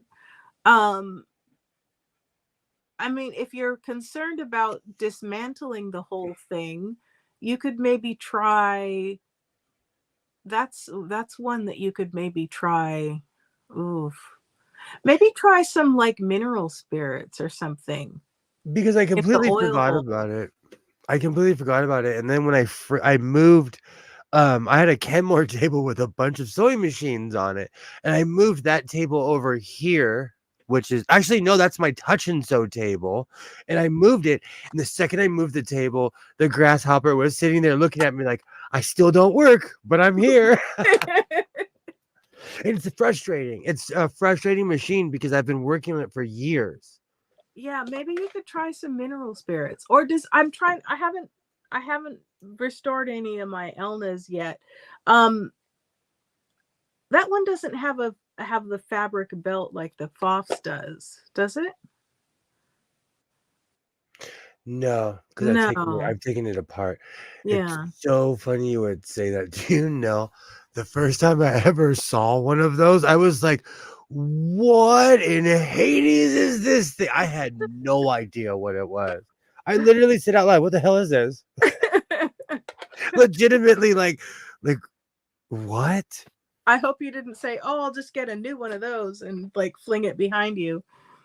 No, because it looked useful. It Okay, looked good. useful. No, because as you're taking it apart, I'm turning it over and I'm like, well, this is making it turn over, so I'll keep it. It's logic. When you do anything, when you are you're basically reverse engineering the machine because you're taking it apart and putting it back together, So it's all trial and error at that point. All.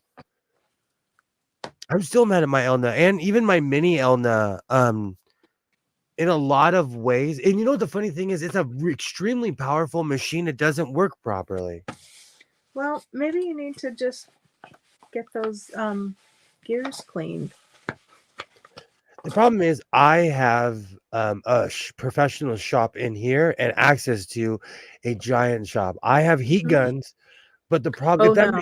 if that machine was all metal, I would just take it to the shop and put the heat gun on that thing and let the oil just drip off. I think you just need to Staples, really? Sorry. I think you just need to maybe take it apart part way and put the gears, through the parts washer. It's not a bad idea at all. I gave up on that machine. I just recently was like, "Oh, you're still here." And the funny thing is, I took a bunch of pictures of it. I put it on my grass in front of my cactus that because it's a grasshopper. I was trying to be ironic. So I put it in the grass. I got all fancy. My neighbors are probably like, "He's on drugs. He's taking pictures of sewing machines. Look at him. Look at him. Look at him." That's an idea.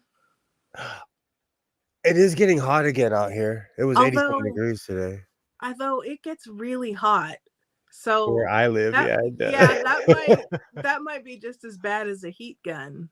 Will 90 and above degree melt plastic on a sewing machine? I think we have a video. I'm willing to ruin it, Elnut, if I. Well, no, it gets hot here. Like it gets 95 and above where I live. You know what you could do? You could get a bottle brush and some like crud cutter or something, because it's not, I don't, and as long as you oil it well afterwards, you could run the bottle brush through all the Butterfly parts inside. Butterfly introduced me to crud cutter. I didn't even know what that stuff was until Butterfly asked me a long time ago. Too hot to pick up. That's what I'm saying. I would like to see a real wild. You've never seen a wild cactus? Where I live, I could head east in about 45 minutes. It's the real desert.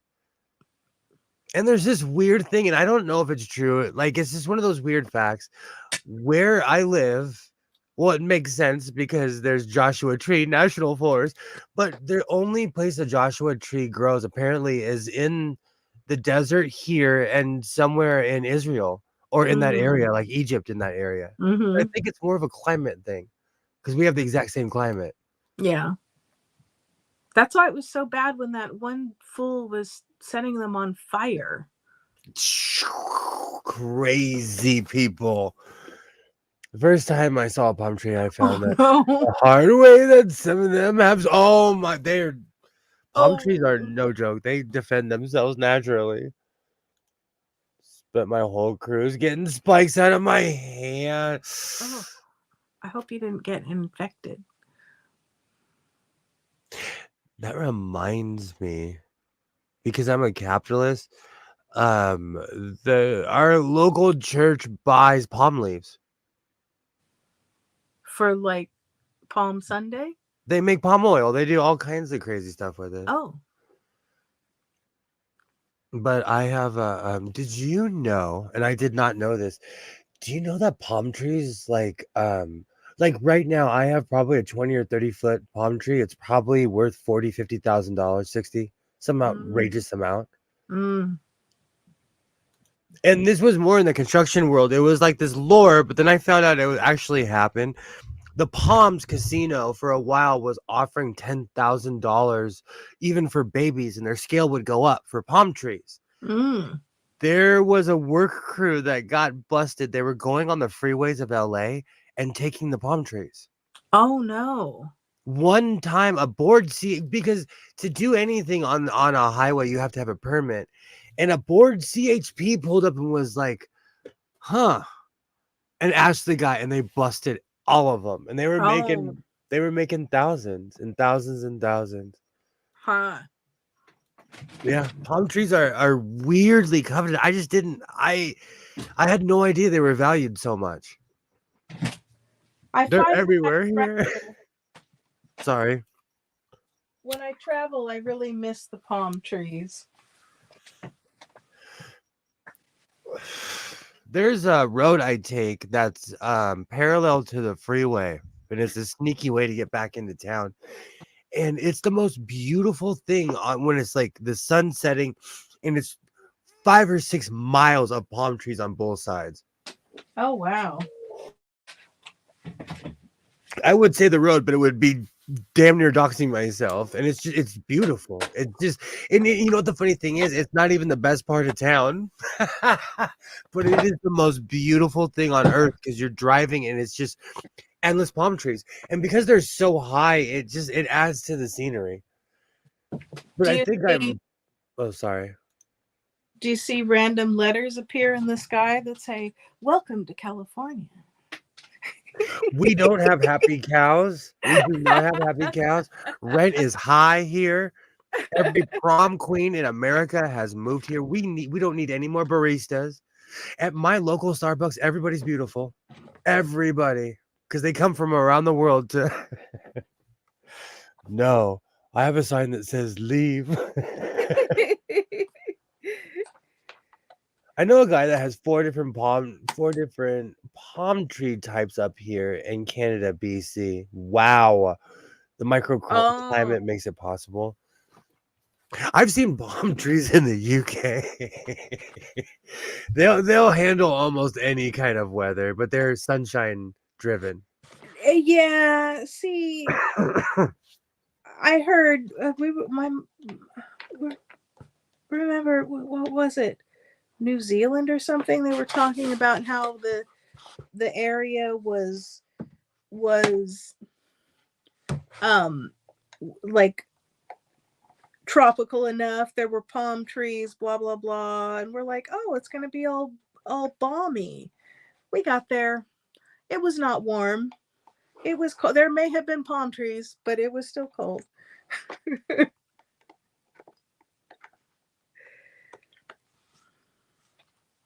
I should grab my awl for this. Trying to get I have a poster tube, and I got some new posters for my sitting room, and they stapled the little caps on, which, I appreciate the poster not getting lost in transit, but To be fair, that's an ancient practice. They've been doing that since the beginning of time. staples on poster tubes. Yes. I've had the same pet peeve. Okay, Back in the day, if you got one of those in the mail, that means you have to have a great day. And I got one. they've been stapling those since the mail order days. I did get a bunch of patches. I guess I'm gonna have to build a it's because I have all these jackets. I've been working on everything, but I've noticed I work so much on the back that I rarely I have a certain set of things I put on the front, but I'm gonna change things up. I ordered quite a few patches that I'm a patch addict. Why am I equivocating? I ordered quite a few patches that I wanted, and so I'm gonna build another vest. All right. But it's funny how I make something really intricate and then I cover it up with another vest, or I'll make a jacket really intricate, and then I cover it up with a vest. You should make coordinating vests that you then patch out instead of the denim ones, just for some variety. Well, they're weirdly interchangeable because the vest can be put on a sweatshirt, or I used to hate those denim combos with hoods, and I live for them now. It's weird, maybe my style has changed. Do you know what's really funny? I constantly think about this. Like, if you had a fashion line or a fashion show, what would your line be? Mine would all be practical clothes. I've been watching a lot of fashion shows lately, and I could do that because it's just I don't know. I wouldn't put some crazy label, any crazy thing on there. It would just be, this jacket's cut crazy or a bunch of long coats. I saw how capri pants are coming back in fashion for summer. Only I have to confess I didn't realize they'd gone out of fashion for summer. Do you know what's funny? I don't know if they're capris, but like I'll roll up a pair of jeans. See, but again, where I live, I still dress like when I wear a pair of shorts, they're this long, and I wear socks all the way pulled up because I'm not showing leg. Oh goodness. Why wear shorts then? And You're I not gonna never skip leg day too because I skate. So it's not like I'm scared or anything. I never skip leg day. you're not gonna wear some of those like 1970s shorts? The banana smugglers never. And I'll tell you why. Because I grew up around 1970s kind of people, and from day one, I was like, that's not right. Why is your shirt longer than your shorts? 70s people, why is your shirt going over your shorts? No, we are not playing for the Bulls in 1976. No. See, that's one style I hope never comes back is the short shorts. Mm. Oh wait, hold on. We missed. Dang it, we were chatting so much. Alibaba said he was leaving like 10 minutes ago and we missed it. Where? Sorry, Alibaba. Have a good night. Oh, Baba, have a good night. Sorry, it was really chatty. I know. Do you know what's so funny? We're we're going longer and longer. Not even on purpose. We are going full Carson. We've done a full show. We've done 2 dinner shows and a and a nightcap. Thank you so much for stopping by, Alibaba. I'll be back at it. Maybe on Wednesday, maybe not. We'll see. I'm gonna leave that option open or closed. I don't know. I've been going at it every other day solid for a year and a half now. It's a lot. And I've been increasing shows instead of decreasing. So I'm gonna take a break or two. And this summer I have quite a few plans, and there's quite a few trips I want to take. Even just there's like mini ones I want to take around my area.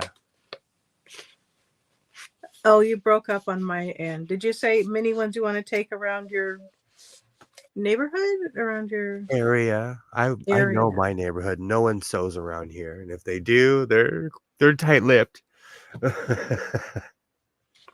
No, I'm kidding. Linda sews. But I'm definitely gonna take a break or two. But I say that and I'm gonna be like, how's it going? It's Wednesday, so I say that. I completely forgot about these patches. Do you remember what I told you about Babylon 5, how season 3, some of the discs don't play? I heard that. Season 4 is playing well. I paid $5 each. Well, but you should still get the thing. The thing should still work. Because you and I are of the same school, Wonder Twin, I feel like the exact same way. But there's really like, if okay, like I said, originally when I walked in, I came in with cash because I was ready to spend like 100 something because I was trying to buy the entire series. When the guy told me $10 inside, I said, I'll take everything you got, And so it was my hasty nature, not knowing that these things, Well, no, you bought it from a store. It's supposed to work. It's not like they said, well, we've got this, they're used. We don't know if they play.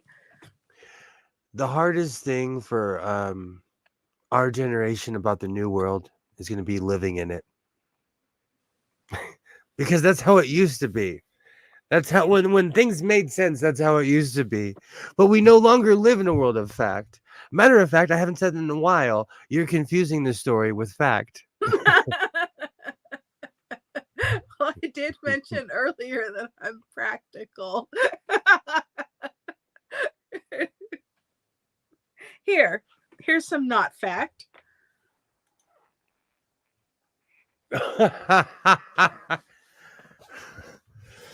My problem with this though is this fish on the bottom looks a little beleaguered. If you were sitting on my head, I would be a little beleaguered too.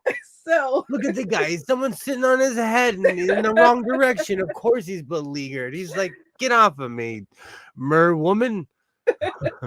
so I'm like, do I want this on my wall or not? I thought, well, maybe I need to look at it. You know what's really funny? I look back and laugh now. When I lived in Portland, I laminated a bunch of Dante's Inferno artwork and had it all over my walls. Have you heard where someone plays the butt music from is it from Dante's Inferno? Yes, No. Raw. Is it? It's the posters are me. Like I would sit there and study. I've grown a heart in my years. I was in my 20s, but my entire room had these really random because I'm artsy fartsy. So I had all these really random Dante's Inferno cutouts that I laminated. Oh, Kilroy, did you read the Club du Mans yet? Kilroy's probably asleep. That is possible. I was shouting out just in case. Talking about Dante's Inferno, maybe. All right, we've gone for 4. We have done our duty. We've gone for 4 hours, and I had full plans on sewing. I did, and tomorrow. You know what's really funny? Tomorrow I'm gonna have a finished project. See, Dose is gonna believe you so when he sees it. You know, I've been having this really bad idea of doing a live stream of just putting it on my CCTV and start sewing. But then if the chat starts going, I'm going to want to interact with the chat. Because when I come back from all my adventures on Saturday, I get everything out and I start sewing. You know? That would be like a 10-hour stream though. You need something that reads the chat to you. My son's television talks. We can't figure out how to turn it off. It's the most annoying thing on planet Earth. You get that? Channel 2, CBS. We know what it is. We know what it is. Oh, that drives me crazy. I'm like, and I ask him all the time. I'm like, doesn't this drive you crazy? He's like, I just put it on mute when it's talking. Because every time you change the channel, it'll say channel. And if you change it again, it'll say channel. So as you're changing the channels, it's trying to keep up with you. And did you check in the accessibility settings? If a 14-year-old can't figure it out, there is no hope. In every way, shape, or form, that young man is more technologically advanced than I ever will be. I'm from an era where we were typing on Apple IIe's. I see you people. Take aspirin in the morning. So you know if he can't figure it out, I get frustrated too. Like I actually like I'll call him in the room and be like, I need you to help me figure out my TV. Because it's asking questions and I don't feel like answering anything.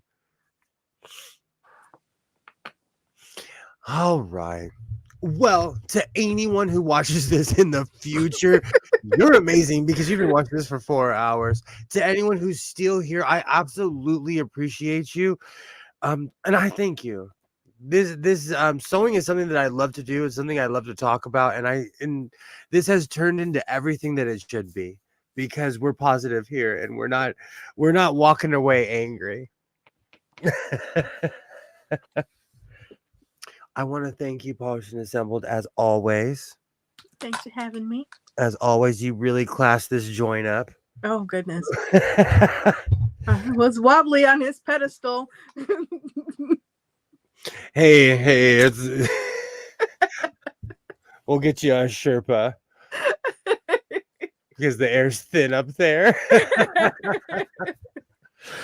I'll be back at it on Wednesday. I hope everybody enjoys their evening.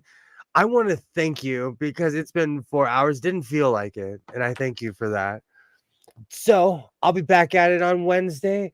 Like I always say, until we meet again. Absolutely. Like I always say, reinforce your seams, be yourself, and I will definitely see you next time. Bye, piratey shirt. Bye.